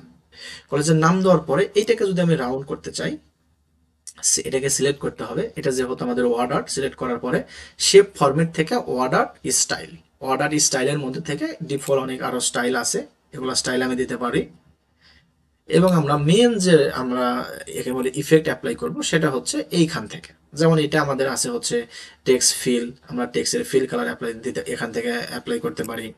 টেক্সটের এখান থেকে আউটলাইন কালার আমরা এখান থেকে অ্যাপ্লাই করতে পারি। এবং আমার সবার নিচে যেটা আছে টেক্সট ইফেক্ট থেকে আমরা এখান থেকে লেখার শ্যাডো অ্যাপ্লাই করতে পারি, রিফ্লেকশন অ্যাপ্লাই করতে পারি, গ্লো অ্যাপ্লাই করতে পারি, ব্লেফিল অ্যাপ্লাই করতে পারি। সবার নিচে দেখা যাচ্ছে ট্রান্সফর্ম থেকে এইগুলো হচ্ছে স্টাইল। এখানে আমি একটা স্টাইল নেই, দেখেন এটা আমি এই আর্ক টাইপের স্টাইলটা নিলাম। নেওয়ার পরে এখন একটা লেভেলে এটা আর্ক বাঁকানো হয়ে আছে। আমি যদি হোম থেকে এর সাইজ যত বৃদ্ধি করে দিব, এটা তত আর্ক হবে। অথবা যদি আমার সাইজ যদি কমাতেও চাই, সাইজ যেটা অবস্থা আছে ওই অবস্থায় যদি আরো এটাকে বাঁকা করতে চাই, এই যে মাঝখানে ধরে যত আমি নিচের দিকে টান দিব এটা তত বাঁকানো হবে, তত বাঁকানো হবে। এটা আমাদের ইনসার্ট থেকে অর্ডার লেখা বাঁকানো। এখানে আরো অনেক স্টাইল আছে, এখানে আরো অনেক স্টাইল আছে। শেপ ফরম্যাট থেকে ট্রান্সফর্মে যাওয়ার পর এখানে আরো স্টাইল আছে, আরো স্টাইল আছে। আমাদের প্রয়োজন সাপেক্ষে যে স্টাইলটা প্রয়োজন সেটা আমি এখান থেকে অ্যাপ্লাই করব। এই ছিল আমাদের ইনসার্ট থেকে অর্ডার। অর্ডারের ইনসার্ট থেকে অর্ডারের পরে আমাদের এখান থেকে আরো দুটো অপশন দেখতে পারি, ইকুয়েশন, স্যাম্বল। স্যাম্বল হচ্ছে যদি আমাদের লেখালেখির সময় কিবোর্ডে অনেক চিহ্ন আছে কিন্তু আরো কিছু চিহ্ন আমাদের প্রয়োজন হয় যেগুলো কিবোর্ডে নাই, তো কিবোর্ডে যে স্যাম্বলগুলো, যে চিহ্নগুলো আমাদের নাই সেগুলো আমি এইখান থেকে নিতে পারি। এখান থেকে আমি যেটাতে ক্লিক করবো সেটাই এখানে ইনসার্ট হবে। এখান থেকে যদি আমি মোর স্যাম্বলে ক্লিক করি তাহলে এখান থেকে আরো একাধিক স্যাম্বল এখান থেকে দেখা যাবে। এই স্যাম্বলগুলো নির্ভর করে মূলত ফন্টের নামের উপরে। আপনি ফন্টের নাম চেঞ্জ করে দিয়ে দেবে, এখানে ফন্টগুলো চেঞ্জ হবে, এখানে স্যাম্বলগুলো চেঞ্জ হবে। সেই হিসেবে সেই অনুপাতে আমরা এখান থেকে স্যাম্বল ইনসার্ট করলে এটা মূলত একদম টেক্সটের মতো। আমি এখান থেকে স্পেস দেই, ইন্টার দেই, লেখার মাঝে এখান থেকে কাট কপি করে যেখানে নিয়ে যাই সেখানেই বসাতে পারবো। এটা হচ্ছে ইনসার্টের স্যাম্বল। ইকুয়েশন এটা হচ্ছে আমাদের বীজগাণিতিক বা গাণিতিক ফর্মুলা। আমরা অনেক সময় কিছু যদি কোশ্চেন তৈরি করতে যাই ম্যাথমেটিক্যাল, তখন আমাদের এই ইকুয়েশনের হেল্প নিতে হবে। এই জন্য অপশনটা আমাদের একটু দেখে রাখা দরকার। এখান থেকে যে রকমের স্যাম্পল দেখা যাচ্ছে আপনি এটা নেওয়ার পরে সেটাকে আপনি এডিট করতে পারেন। অথবা এখান থেকে আপনি যদি মোরে যান বা ইনসার্ট নিউ ইকুয়েশনে যান, এখান থেকে ইকুয়েশনের আপনার একটা লম্বা মেনু ওপেন হবে। এখান থেকে আপনার যে রকমের স্টাইল, ডিজাইন বা যে রকমের সূত্র প্রয়োজন একটা নেওয়ার পরে এখান থেকে কপি করতে পারেন। এখান থেকে 3/4 বা এখান থেকে আরো অনেক আছে, এখানে আরো অনেক আছে। আমি এখান থেকে যে কোনো একটা নেওয়ার পরে আমি এটাকে এডিট করতে পারবো। এটাকে আমি এডিট করতে পারবো। এখানে এখানে এ আছে, এ না থেকে এখানে পি হবে, এখান থেকে পি আছে, এখানে পি না হয় এ হবে, এখান থেকে এনটি আছে, এনটি না হয় এখান থেকে এম এম আর হবে। এরকম ভাবে আমি চেঞ্জ করতে পারি। এটা আমাদের ছিল ইনসার্ট থেকে ইকুয়েশন। ইনসার্টের পরে যদি আমরা ড্র দেখি, ড্রতে যে অপশনগুলো দেওয়া আছে এগুলোর সাহায্যে আমরা এখান থেকে ড্র করতে পারবো, আর বেশি কিছুই না। ড্রয়ের পর আমরা ডিজাইন যেটা আছে, ডিজাইনের মধ্যে আমরা লাস্টেকার কিছু অপশন দেখি। ডিজাইনের মধ্যে লাস্টেকার যে 3 অপশন আছে, 3টা অপশনে মোস্ট ইম্পর্টেন্ট, আর 3টা অপশনে আমাদের খুব খুব বেশি প্রয়োজন হয়। 3টা অপশনের মধ্যে আমাদের একটা আছে, প্রথমে আছে ওয়াটারমার্ক, তারপরে আছে পেজ কালার, তারপরে আছে পেজ বর্ডার। অপশনের নাম শুনেই বোঝা যাচ্ছে কোনটার কি কাজ হবে। এখান থেকে ওয়াটারমার্ক মানে জল ছাপা, পেজ কালার মানে পেজের কালার, পেজ বর্ডার মানে পেজের বর্ডার। পেজ কালারে যদি আমি সর্বপ্রথমে যাই, এখান থেকে বিভিন্ন রকমের কালার আছে যেটার সাহায্যে আমরা পেজের কালার দিতে পারি, আমরা যদি সলিড কালার দিয়ে পেজ কালার না দিতে চাই তাহলে এখানে কিন্তু ফিল ইফেক্ট আছে, ফিল ইফেক্ট আছে, ফিল ইফেক্ট আছে। আমি কিন্তু চাইলে ফিল ইফেক্টে গেলে এখান থেকে গ্রেডিয়েন্ট, আমি এখান থেকে টু কালারের সাহায্যে টু কালার, এখান থেকে আমি কালার ওয়ানে একটা কালার অ্যাপ্লাই করতে পারি, এখান থেকে কালার টুতে আমি আরেকটা কালার অ্যাপ্লাই করতে পারি। করার পরে সেইখান থেকে সেটা দিয়ে আমি পেজের কালার দিতে পারি। পেজ কালারে যাওয়ার পরে ফিল ইফেক্ট থেকে আমি এখান থেকে টেক্সটুয়ার, এখান থেকে টেক্সটুয়ার দিয়ে এখান থেকে পেজের আমি এখান থেকে কালার দিতে পারি। আমি এখান থেকে যদি ফিল ইফেক্টে যাই, এখান থেকে প্যাটার্ন নির্ভর করে ফরগ্রাউন্ড আর ব্যাকগ্রাউন্ড কালারের উপরে। এখান থেকে 2 রকমের কালার সেট করে সেটা দিয়ে আমি এখান থেকে পেজের বর্ডার দিতে পারি, পেজের কালার দিতে পারি। ফিল ইফেক্টে যাওয়ার পরে এখান থেকে পিকচার, আমি এখান থেকে পিকচার এখানে নাই, সিলেক্ট পিকচার থেকে আমি কোনো একটা পিকচার ইনসার্ট করার পরে ফ্রম ফাইল কোনো একটা পিকচার ইনসার্ট করার পরেও সেই পিকচার দিয়ে আমি পেজের বর্ডার, দিতে পারি। এটা হলো পেজ কালার। আর এখান থেকে যদি আমি কোনো কিছু দিয়ে পেজ কালার দিতে না চাই তাহলে এখান থেকে নো কালার। এই ছিল পেজ কালার। আমি সলিড কালার দিতে পারি, ফিল ইফেক্টে যাই, এখান থেকে আমি gradient colour, textual, pattern, picture দিয়ে পেজের কালার দিতে পারি। তারপরে আমাদের আছে হচ্ছে পেজ বর্ডার মানে ফুল পেজের একটা বর্ডার। পেজ বর্ডারে ক্লিক করলে এখান থেকে আমাদের নান করা আছে, এখানে অনেক রকমের স্টাইল আছে, যে কোনো একটা স্টাইল আমাকে সিলেক্ট করতে হবে। করার পরে ওকে করলে সেই স্টাইল দিয়ে পেজের বর্ডার হবে। পেজের বর্ডারে আমি আবার যাই, এখান থেকে পেজ বর্ডার নয় শেষ না, পেজ বর্ডারের নিচে আমাদের কালার আছে, চাইলে আমি এটার কালার দিতে পারি, একটা কালার দিতে পারি, এই কালার দিয়ে পেজ বর্ডার দিতে পারি।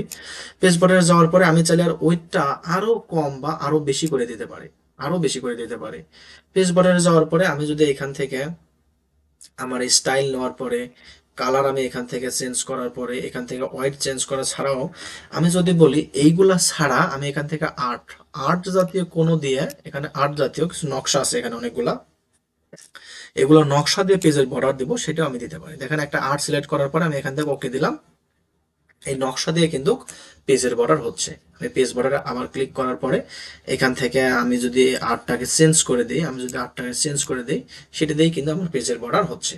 পেজ বর্ডার অ্যাপ্লাই করার সময় আমি দেখি এইদিকে কিন্তু প্রিভিউ দেখা যাচ্ছে। আপনি চাইলেই কিন্তু যে কোনো এক সাইডে বা একাধিক সাইডে পেজ কালার, পেজের আপনি হচ্ছে বর্ডারটাকে অন বা অফ রাখতে পারেন। যেমন দেখা যাচ্ছে আমি এই সাইডে টপ সাইডে আমি পেজ বর্ডার রাখবো না, তাহলে ওকে করে দিলে আমার কিন্তু উপরের সাইডে পেজ বর্ডার কিন্তু হবে না। আমি এখান থেকে চাইলে আমি এখান থেকে আরেক পাশে পেজ বর্ডারটা আমি এখানে নান করে দিতে পারি। এখানে কিন্তু আমার পেজ বর্ডার কিন্তু দুই সাইডে আছে। এইভাবে আমি এখান থেকে প্রিভিউ থেকে আমি আবার ক্লিক করে দিলে পেজ বর্ডার আবার হবে। এভাবে আমি পেজ বর্ডার কয় পাশে রাখবো সেটাও মেনটেন করতে পারি। পেজ বর্ডার যদি আমি না রাখি তাহলে এখান থেকে নান অপশনে দেওয়ার পরে ওকে করে দিলে পেজ বর্ডারটা নান হয়ে যাবে। আমাদের এই তিনটে অপশনের প্রথমে যেটা ছিল ওয়াটারমার্ক। ওয়াটারমার্ক মানে জলছাপা। আপনি একটা শীট তৈরি করবেন, একটা প্রশ্ন তৈরি করবেন, আপনি চাচ্ছেন তার ব্যাকগ্রাউন্ডে কোনো একটা কিছু লিখে দেবেন, যে ডু নট কপি বা ডোন্ট কপি বা কনফিডেন্টাল, বা আপনার নাম বা আপনার ফোন নাম্বার বা আপনার কোচিং এর নাম, যাতে মানুষ আপনার সিট হাতে নেওয়ার সঙ্গে সঙ্গে বুঝতে পারে যে এটা অমুক প্রতিষ্ঠানের, বা এটা যাতে কেউ কপি করতে না পারে, এই পারপাসে ওয়াটারমার্কটা ব্যবহার করা হয়। ওয়াটারমার্কটা গেলে এখানে ডিফল্ট কিছু ওয়াটারমার্ক দেওয়া আছে, কনফিডেন্টাল, ডু নট কপি, এগুলো আপনি অ্যাপ্লাই করতে পারেন। অথবা এখান থেকে কাস্টম ওয়াটারমার্কে যাওয়ার পরে আপনি এখান থেকে টেক্সট ওয়াটারমার্ক সিলেক্ট করার পরে এখান থেকে কি আপনি ওয়াটারমার্ক লিখতে চান। আমি যেমন এখান থেকে আমি আমার নাম দিলাম এমডি সুজন রহমান, আর এস এমডি সুজন রহমান। আপনি এখন অ্যাপ্লাই করলে আপনার নাম দিয়ে এখানে ওয়াটারমার্ক দিতে পারেন। আপনি এখান থেকে ওয়াটারমার্কের এখান থেকে ফন্টের নাম চেঞ্জ করতে পারেন। আপনি এখান থেকে ওয়াটারমার্কের এখান থেকে সাইজ চেঞ্জ করতে পারেন। আপনি কি সাইজ ওয়াটারমার্কটা অ্যাপ্লাই করবেন সেই সাইজ এখান থেকে দিতে পারেন। এখান থেকে ওয়াটারমার্কের আপনি এখান থেকে কালার অ্যাপ্লাই করতে পারেন। এখান থেকে আপনি সেমি ট্রান্সপারেন্ট থেকে চেক মার্ক উঠায় দিলে এটা আরো স্পষ্ট হবে, এবং যদি সেমি ট্রান্সপারেন্ট চেক মার্ক দেন তাহলে অস্পষ্ট হবে। দেখেন আমি এটা কালার একটু চেঞ্জ করে দিই, এখন সেমি ট্রান্সপারেন্ট থেকে চেক মার্ক উঠাই দিই, দেখেন স্পষ্ট। আর চেক মার্ক দিলে কিন্তু অস্পষ্ট হয়ে যাবে। এখান থেকে ডায়াগোনাল আছে আর হরিজেন্টাল আছে। ডায়াগোনাল এটা হচ্ছে ত্রিকোণমিতিক স্টাইল দেখাচ্ছে, আর হরিজেন্টাল দিলে এটা লম্বা লম্বি হরিজেন্টাল স্টাইল দেখাবে, লেফট থেকে রাইট বরাবর। এখান থেকে আমরা স্টাইলগুলো চেঞ্জ করতে পারি, সাইজগুলো এখান থেকে কম বেশি করে নিতে পারি। এখান থেকে টেক্সট ওয়াটারমার্ক ছাড়াও আমি এখান থেকে পিকচার ওয়াটারমার্ক, কোন একটা পিকচার দিয়ে ওয়াটারমার্ক দিতে পারি। পিকচার ওয়াটারমার্কে যাওয়ার পরে সিলেক্ট পিকচার ওয়াটারমার্ক, এখান থেকে কোনো একটা আমাকে পিকচার সিলেক্ট করতে হবে, ফ্রম এ ফাইল থেকে নিলাম। নেওয়ার পরে আমি যদি এটাকে অ্যাপ্লাই করে দেই তাহলে সেই পিকচার দিয়ে এখান থেকে ওয়াটারমার্ক হবে। ওয়াশ আউট থেকে যদি আপনি চেক মার্ক উঠায় দেন তাহলে এটা আরো স্পষ্ট হবে। এখান থেকে আপনি এটা সাইজ দিতে পারবেন। আপনি কিন্তু একটা ওয়াটারমার্ক দেওয়ার পরে এরপরে কিন্তু আপনি সেম টু সেম আগের মতো হুবহু লিখতে পারবেন। কোনো ইফেক্টিভ পড়বে না, আপনি কিন্তু লিখতে পারেন। এটাই কিন্তু ওয়াটারমার্ক। ওয়াটারমার্ক দেওয়ার পরে এখান থেকে যদি ওয়াটারমার্ক রাখতে না চান তাহলে এখান থেকে রিমুভ ওয়াটারমার্ক দিলে ওয়াটারমার্কটা চলে যাবে। এখান থেকে একটা বিষয় লক্ষণীয়, যদি আপনি এখান থেকে ওয়াটারমার্ক অ্যাপ্লাই করেন একটা পেজে, আপনি কিন্তু এরপরে যত পেজ নেবেন সবগুলো পেজেই কিন্তু ওয়াটারমার্ক শো করে। কিন্তু আপনি যদি চান শুধুমাত্র আমি একটা পেজে আমি এখান থেকে ওয়াটারমার্ক অ্যাপ্লাই করব, তাহলে আপনি এখান থেকে যে পেজে ওয়াটারমার্ক অ্যাপ্লাই করতে চান সেই পেজে থাকা অবস্থায় এখান থেকে যখন আপনি যে ওয়াটারমার্কটা নেবেন, মাউসের রাইট বাটন ক্লিক করে এখানে লেখা আছে insert a current document position, শুধুমাত্র ওই পেজেই আমার এখান থেকে ওয়াটারমার্কটা হবে, বাকি পেজগুলোতে কিন্তু হবে না।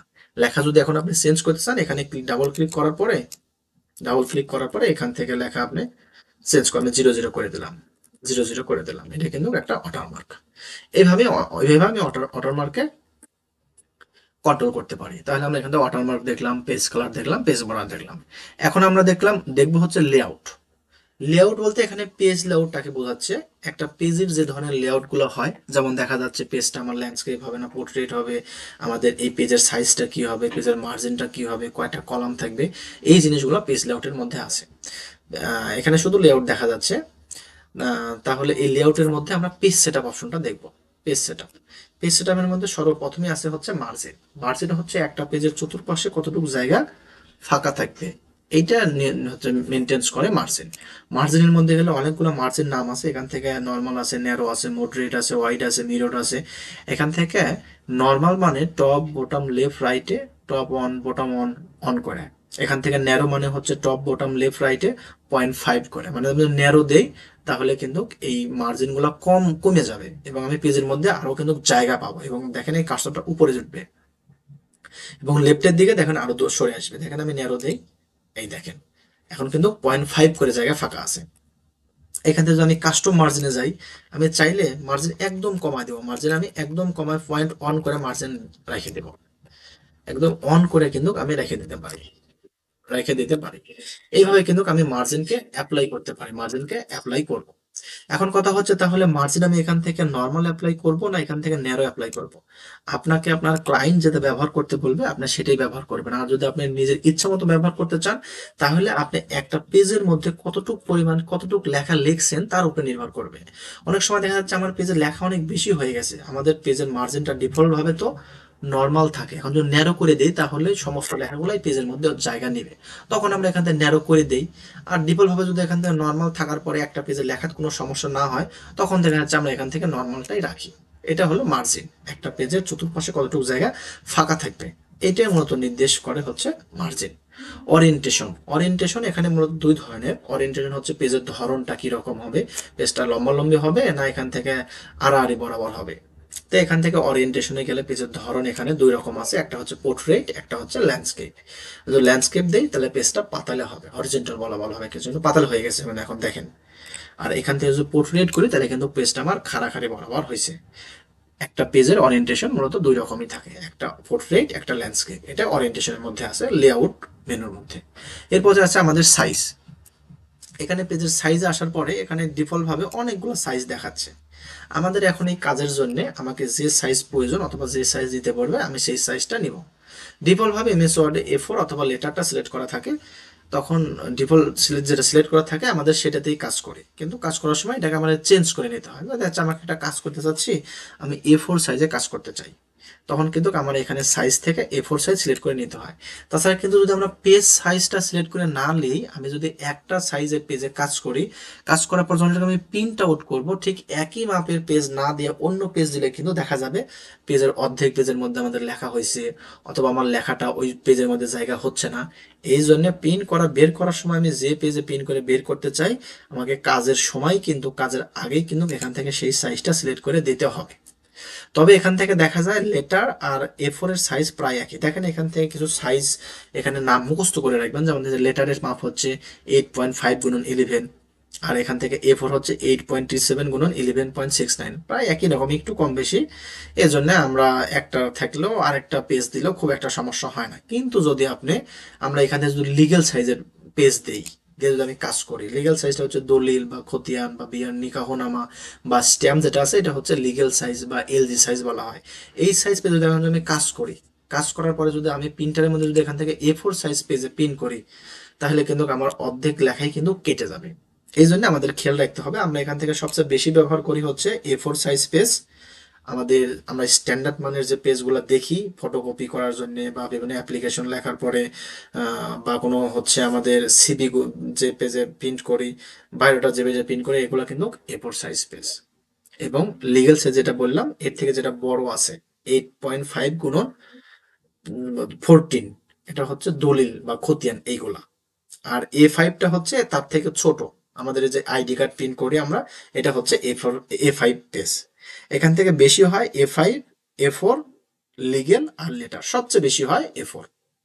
তো কয়েকটা পেজের আমি সাইজ মুখস্থ রাখবো, যেমন লিগেলের জন্য 8.5 গুণন 14 মুখস্থ করি, লেটারের জন্য 8.5 গুণন 11, A4 এর জন্য 8.27 গুণন 11.69, এগুলো আমরা একটু মুখস্থ করে রাখবো। এরপরে আমাদের আছে কলাম।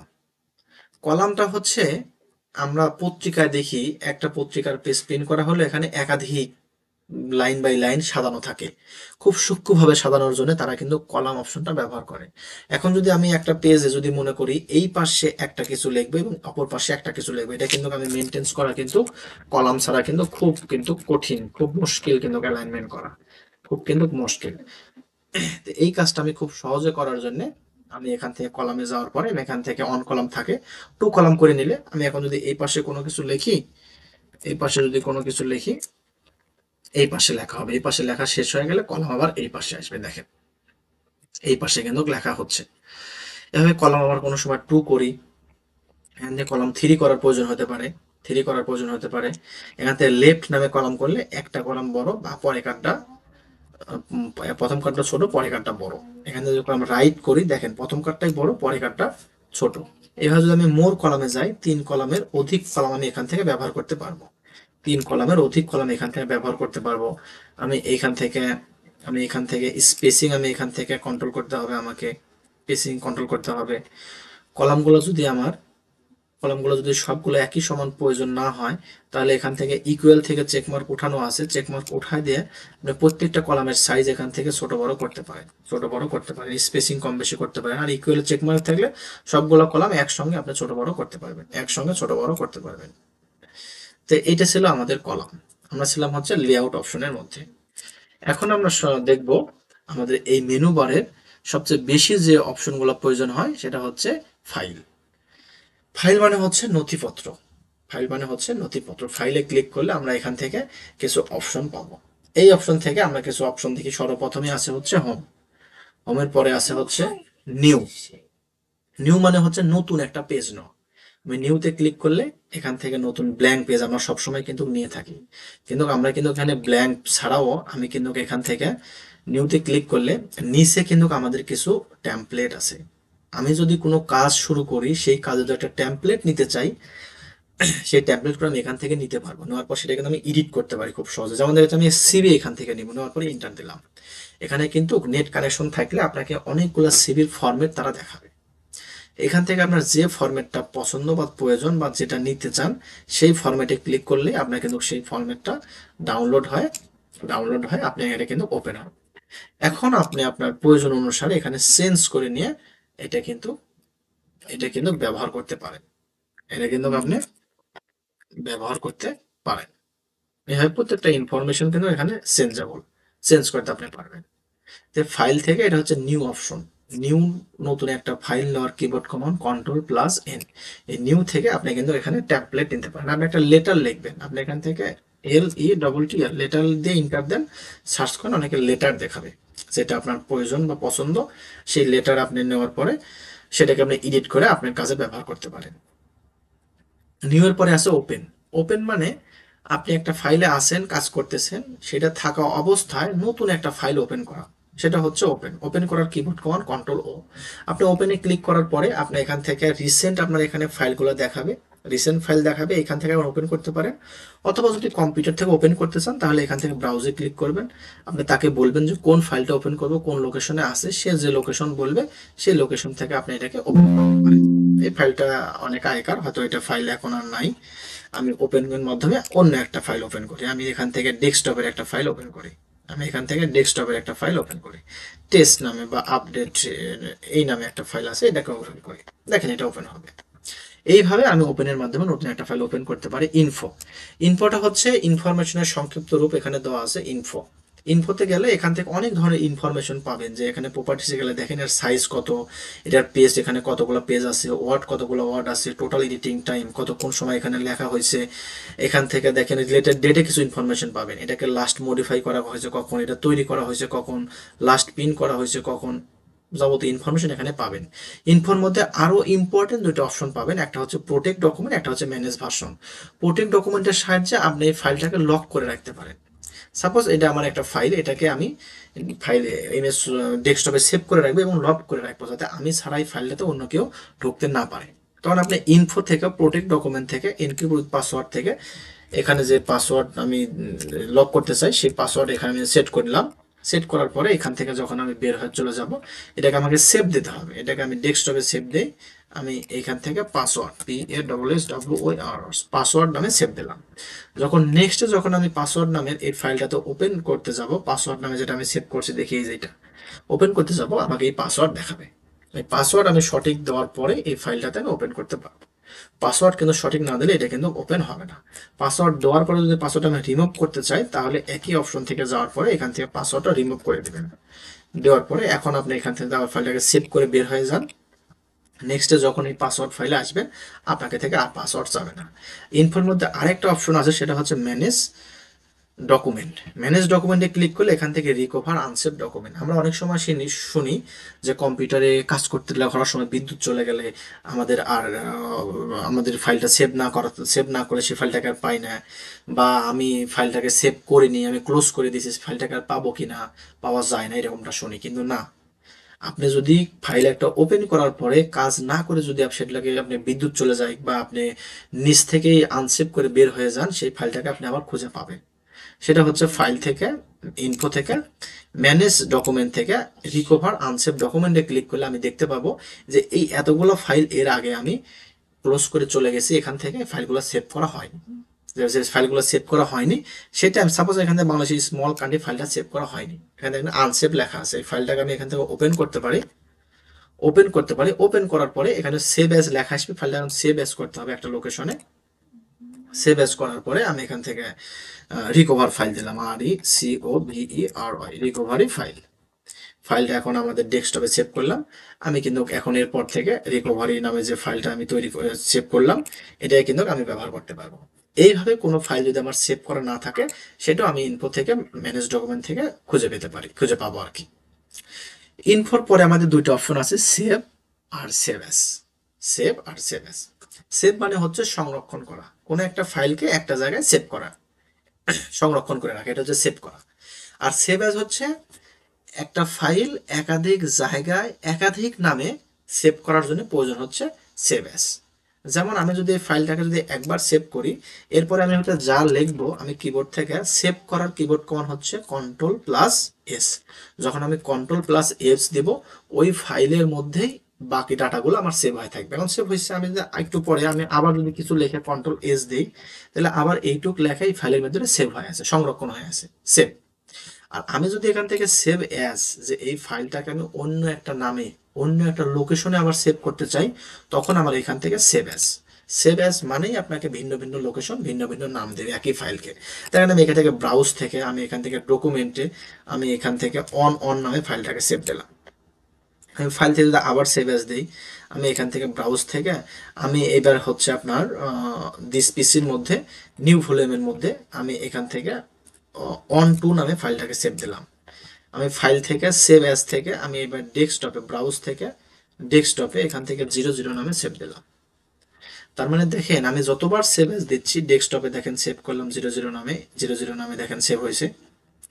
একটু রিফ্রেশ দিই, 00 নামে দেখেন ডেস্কটপে আমার একটা ফাইল সেভ হয়েছে, এই যে 00 নামে সেভ হয়েছে একই ফাইল। দিস পিসির মধ্যে আমি একবার ডকুমেন্টে সেভ করছি, অন নামে দেখেন এখানে সেভ আছে। দিস পিসির মধ্যে নিউ ভলিউমের মধ্যে on2 নামে এবার সেভ করছি, এখানে দেখেন সেভ আছে। তাহলে সেভ অ্যাজটাই হচ্ছে একটা ফাইলকে একাধিক জায়গায় একাধিক নামে সেভ করা ক্ষেত্রে এই সেভ অ্যাজ অপশনটা প্রয়োজন হবে। সেভ অ্যাজের কিবোর্ড কমান্ড হচ্ছে F12 কিবোর্ড থেকে F12 পেজ করলে আমি সেভ অ্যাজের অপশন পাবো। আমি এখানে আছি, যদি আমি এখান থেকে F12 চাপ দিই তাহলে এখানে কিন্তু সেভ অ্যাজের অপশন আসবে। একটা বিষয় লক্ষণীয়, যদি আমরা কিবোর্ডে কাজ করি অথবা যদি আমরা ল্যাপটপে কাজ করি, সেই কিপ্যাডগুলোতে যদি FN নামে যদি কোনো বাটন থাকে, তাহলে কিন্তু আমরা এই ফাংশন কির যে কিবোর্ড কমান্ডগুলো আছে F1, F2, F3, F4, এগুলা কিন্তু FN সঙ্গে কিন্তু চাপতে হবে। যেমন আমি এখান থেকে সেভ অ্যাজ, আমি শুধু F12 বললাম, কিন্তু আপনার কিবোর্ডে যদি FN বাটন থাকে আপনি F12 দিলে কিন্তু এই সেভ অ্যাজটা আসবে না, আপনাকে FN+F12 চাপতে হবে। কিন্তু কিবোর্ড কিন্তু সেভ অ্যাজের জন্য F12, কিন্তু FN বাটন থাকার কারণে FN+F12 চাপতে হবে। এটা হলো আমাদের সেভ অ্যাজ। এরপরে আমাদের প্রিন্ট আছে, প্রিন্ট আমি একটু পরে দেখবো, সবার লাস্টে। প্রিন্টের পরে আমাদের এখান থেকে এক্সপোর্ট অপশনটা দেখবো। এক্সপোর্ট অপশনটা আমাদের প্রয়োজন হবে তখনই, এই ফাইলটা লেখার পরে ফাইলটা তো আমাদের ডক্স ফাইল মানে সেভ থাকে। আমাদের যদি কখনো কোনো সময় ফাইলটাকে PDF করার প্রয়োজন হয়, তখন আমরা এখান থেকে ফাইল থেকে এক্সপোর্ট অপশনটা ব্যবহার করব। এক্সপোর্ট অপশনে ক্লিক করার পরে এখান থেকে ক্রিয়েট PDF, এখান থেকে ফাইলের লোকেশন দিলাম ডেস্কটপ, নাম থাকলো এখান থেকে 00, এখান থেকে আমি যদি পাবলিশ করে দিই তাহলে আমাদের ফাইলটা কিন্তু PDF হয়ে গেছে। এই দেখেন আমাদের 00 যে ফাইলটা আছে এটা কিন্তু আমাদের PDF হয়ে গেছে। এই দেখেন 00 ফাইল PDF হয়ে গেছে। কি নামে সেভ হয়েছে? 00। হ্যাঁ 00, আমি একটু রিফ্রেশ দিই, 00 নামে সেভ হয়েছে। এই দেখেন 00 নামে কিন্তু PDF ফাইল সেভ হয়েছে। এরকম যদি আমাদের MS ওয়ার্ডের কোনো ফাইলকে যদি আমাদের PDF করার প্রয়োজন হয়, সেটাকে আমি ফাইল থেকে এক্সপোর্ট অপশন থেকে এখান থেকে ক্রিয়েট PDF থেকে PDF করতে পারি। আমরা এখান থেকে সেভ অপশনের মাধ্যমে করতে পারতাম। এখান থেকে যখন আমি এখানে সেভ অ্যাজ টাইপ আছে, এখান থেকে কিন্তু আমি এখান থেকে PDF অথবা এখান থেকে যদি আমাকে আরো কোনো এখান থেকে ফাইল টাইপের কথা বলতো, সেখানে আমি নিয়ে এখান সেভ করতে পারতাম। এটা আমাদের এক্সপোর্ট ছিল। এক্সপোর্টের সবার নিচে আমাদের একটা আছে অপশন, আছে অপশন। এই অপশনের মধ্যে একটু আমরা দেখি অপশন। অপশনের মধ্যে আমরা যদি দেখি, অপশনের মধ্যে এখানে অপশনে যাওয়ার পরে জেনারেল থেকে আমরা এখান থেকে অফিস থিম থেকে আমি এটার থিম কালার চেঞ্জ করতে পারি, এখানে ব্ল্যাক কালার চেঞ্জ করতে পারি। ফাইল থেকে, অপশন থেকে আমি এখান থেকে ব্ল্যাক ছাড়া এখান থেকে আমি হোয়াইট কালার চেঞ্জ করতে পারি। এটা কিন্তু আমি ফাইল থেকে, অপশন থেকে চেঞ্জ করতেছি, জেনারেল থেকে। জেনারেল থেকে আমি এখান থেকে প্রুফিং থেকে কিছু অপশন দেখি। প্রুফিং, প্রুফিংয়ে যাওয়ার পরে অনেক সময় দেখবেন আমরা যদি ইংলিশ লিখি, এখান থেকে ইংলিশ লিখি, ইংলিশ লিখি বা বাংলা লিখি, লেখার নিচে, বাংলা লেখার নিচে রেড কালার আসে এবং ইংলিশের কালারে রেড কালার আসে।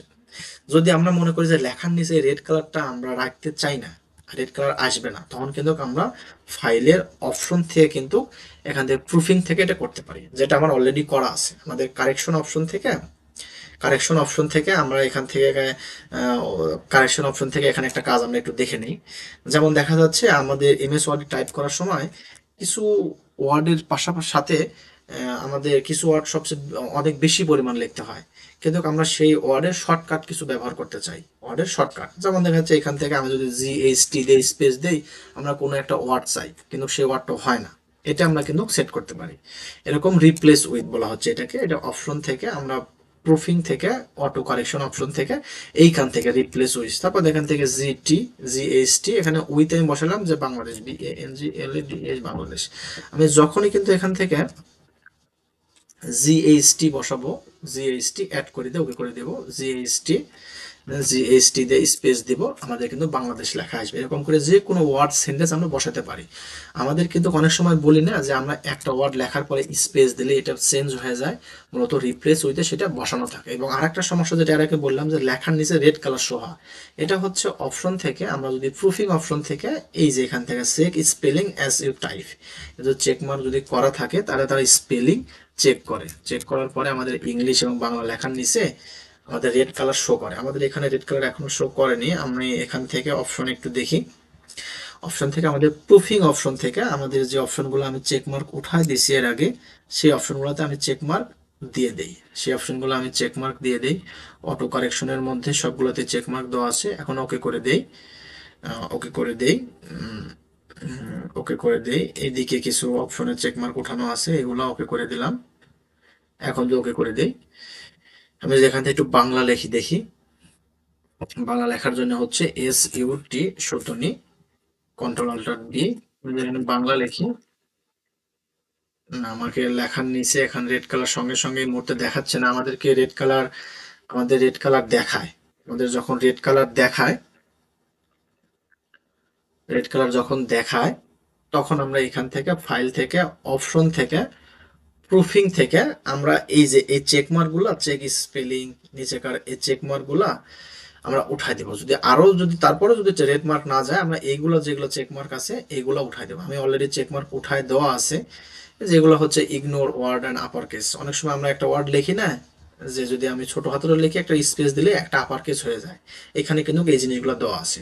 অটো কারেকশনের মধ্যে এই অপশনগুলো যদি আমি উঠাই দেই, তাহলে লেখার নিচ থেকে রেড কালার আমার উঠে যাবে। আমার অলরেডি রেড কালার ওঠানো আছে, যার কারণে সঙ্গে সঙ্গে হচ্ছে চেকমার্ক উঠাই দিলেও রেড কালার শো হচ্ছে না, কিন্তু একটু পরেই শো আবার শো হবে। তাই আপনাদের যদি রেড কালার রিমুভ করতে চান, আপনারা প্রুফিং থেকে সেট করতে পারেন।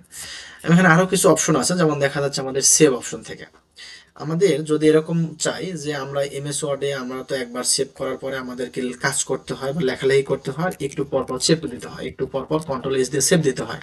আমি যদি মনে করি ফাইলটাকে আমি অটো সেভ দিয়ে রাখবো, অটো একটা নির্দিষ্ট সময় পর পর অটো সেভ হবে, সেই সেটিংসটা আমি ফাইল থেকে কিন্তু অপশন থেকে যাওয়ার পরে এই যে সেভের মধ্যে থেকে এখানে থেকে লেখা আছে save auto recover information every, মানে প্রতি কয়েক মিনিট পর পর ফাইলটা সেভ হবে। আমি এখান থেকে সময় যদি 1 মিনিট দিয়ে দিই, 1 মিনিট পর পর ফাইলটা অটো সেভ নেবে, অটো সেভ হবে। তো ফাইল থেকে অপশনে গেলে আরো অ্যাডভান্স আছে, আমাদের বিস্তারিত বিষয়গুলো আমাদের পরবর্তী ক্লাসগুলোতে দেওয়া আছে, আমরা সেখান থেকে দেখে নেওয়ার চেষ্টা করবো। আমাদের একটা ক্লাসে এত ডিটেলস দেখতে গেলে আমাদের ভিডিওটা আরো অনেক লং হয়ে যাবে। একটা ভিডিওর মধ্যে যতটুকু পর্যন্ত সম্ভব আমি দেখাইছি। আর একটা বিষয় লাস্ট অপশন দেখো, সেটা হচ্ছে প্রিন্ট। প্রিন্ট, প্রিন্ট মানে কোনো কিছু ছাপা করে বের করা। এমএস ওয়ার্ডে লেখালেখি কাজ সম্পন্ন করার পর এখানে আমি প্রিন্ট করে বের করব, তখন আমাদের এখান থেকে প্রিন্ট অপশনটা প্রয়োজন। সাপোজ আমি এখন এটা আমি প্রিন্ট করে বের করতে চাই, তাহলে এখানে আমি পিন করে বের করতে গেলে আমাকে এটা কি সাইজ পেজে পিন করে বের করব, কয় কপি পিন করব, আমার একটা কম্পিউটারে যদি একাধিক প্রিন্টার থাকে সেক্ষেত্রে আমি কোন প্রিন্টারে যা পিন করাবো, এই জিনিসগুলো ঠিক করতে হবে আমাদের প্রিন্টারের অপশনের মধ্যে যাওয়ার পরে। তাহলে আমি ফাইল থেকে আমি যদি প্রিন্টে ক্লিক করি, প্রিন্টে ক্লিক করলে এদিকে যে দেখা যাচ্ছে এটা হচ্ছে প্রিন্ট প্রিভিউ, এবং এইদিকে হচ্ছে প্রিন্টারের যাবতীয় সেটিংস। এখানে যাবতীয় সেটিংসে কি কি আছে একটু দেখি। ডিফল্ট যে সেটিংগুলো আছে সব ঠিক রাখার পরে যদি আমি প্রিন্টে ক্লিক করি তাহলে ফাইলটা প্রিন্ট হবে। আর আমি যদি আরো কিছু সেটিংস দেখতে চাই, যেমন এখান থেকে কপি, এখানে কয়টা কপি করব সেই কপি সংখ্যা এখান থেকে আমি বসা দিতে হবে। এখান থেকে প্রিন্টারের নাম, কোন প্রিন্টারে আমি এখান থেকে প্রিন্ট করব, সেই প্রিন্টার এখান থেকে দেখা দিতে হবে। এরপরে এখান থেকে আমরা আরেকটা অপশন দেখবো, সেটা হচ্ছে সাপোজ আমার এখান থেকে আমার এখান থেকে যদি আমার এখানে পেজ আছে, 6টা পেজ আছে, আমি চাচ্ছি এখন এখান থেকে নির্দিষ্ট একটা পেজ পিন দেবো, শুধু 3 নাম্বার পেজ পিন দেবো, অথবা 2 নাম্বার থেকে 4 নাম্বার পেজ পিন দেবো। তখন আমি কিভাবে পিন দেবো? ফাইল থেকে প্রিন্টে যাওয়ার পরে এখন কিন্তু আছে print all page. Print all page মানে সবগুলা পেজ প্রিন্ট হবে। এখানে দেওয়া আছে প্রিন্ট কারেন্ট পেজ মানে শুধুমাত্র একটা পেজ প্রিন্ট হবে। একটা পেজ প্রিন্ট হবে কোন একটা পেজে? যে পেজে আপনার কার্সর আছে, সেটা হচ্ছে কারেন্ট পেজ। আমি যদি এখান থেকে 1 নাম্বার পেজে কার্সর রেখে ফাইল থেকে প্রিন্ট থেকে যদি এখান থেকে কারেন্ট পেজ নেই, তাহলে শুধুই 1 নাম্বার পেজেই প্রিন্ট হবে। আর আমি এখান থেকে যদি লাস্টেকার পেজে কার্সর রাখি লাস্টেকার পেজ হবে। কিন্তু আমি যদি বলি প্রিন্ট থেকে, আমি এখান থেকে কাস্টম প্রিন্ট থেকে এই পেজে লিখে দিব আমি এখান থেকে 2,4, তাহলে 2 থেকে 4 নাম্বার পেজ প্রিন্ট হবে। আমি যদি বলি 1 নাম্বার আর 3 নাম্বার পেজ প্রিন্ট হবে, তাহলে 1,3 পেজ প্রিন্ট হবে। আমি যদি বলি এখান থেকে 1 থেকে 3 প্রিন্ট হবে, আর এখান থেকে 5 নাম্বার পেজ প্রিন্ট হবে, তাহলে 1,1-3, 1 থেকে 3 প্রিন্ট হবে। হাইপেন মানে ব্যবধান কত থেকে কত, আর কমা মানে হচ্ছে একটা একটা করে হবে। তাহলে 1 থেকে 3 পিন হবে, 1, 2, 3, আর 5 নাম্বার পেজ প্রিন্ট হবে। এইভাবে আমাকে লিখতে হবে। এরপরে আরো সেটিংস আছে এখানে, যে pin on side, manual print on both side, মানে পিন করার পরে এটা কি এক সাইড প্রিন্ট হবে না 2 সাইড প্রিন্ট হবে, এটা হচ্ছে এখানে দেখা দিতে হবে। যদি প্রিন্ট অন বোথ সাইড দেয় তাহলে প্রিন্টার যদি ডাবল সাইডের প্রিন্টার হয় তাহলে অবশ্যই 2 সাইড প্রিন্ট হবে।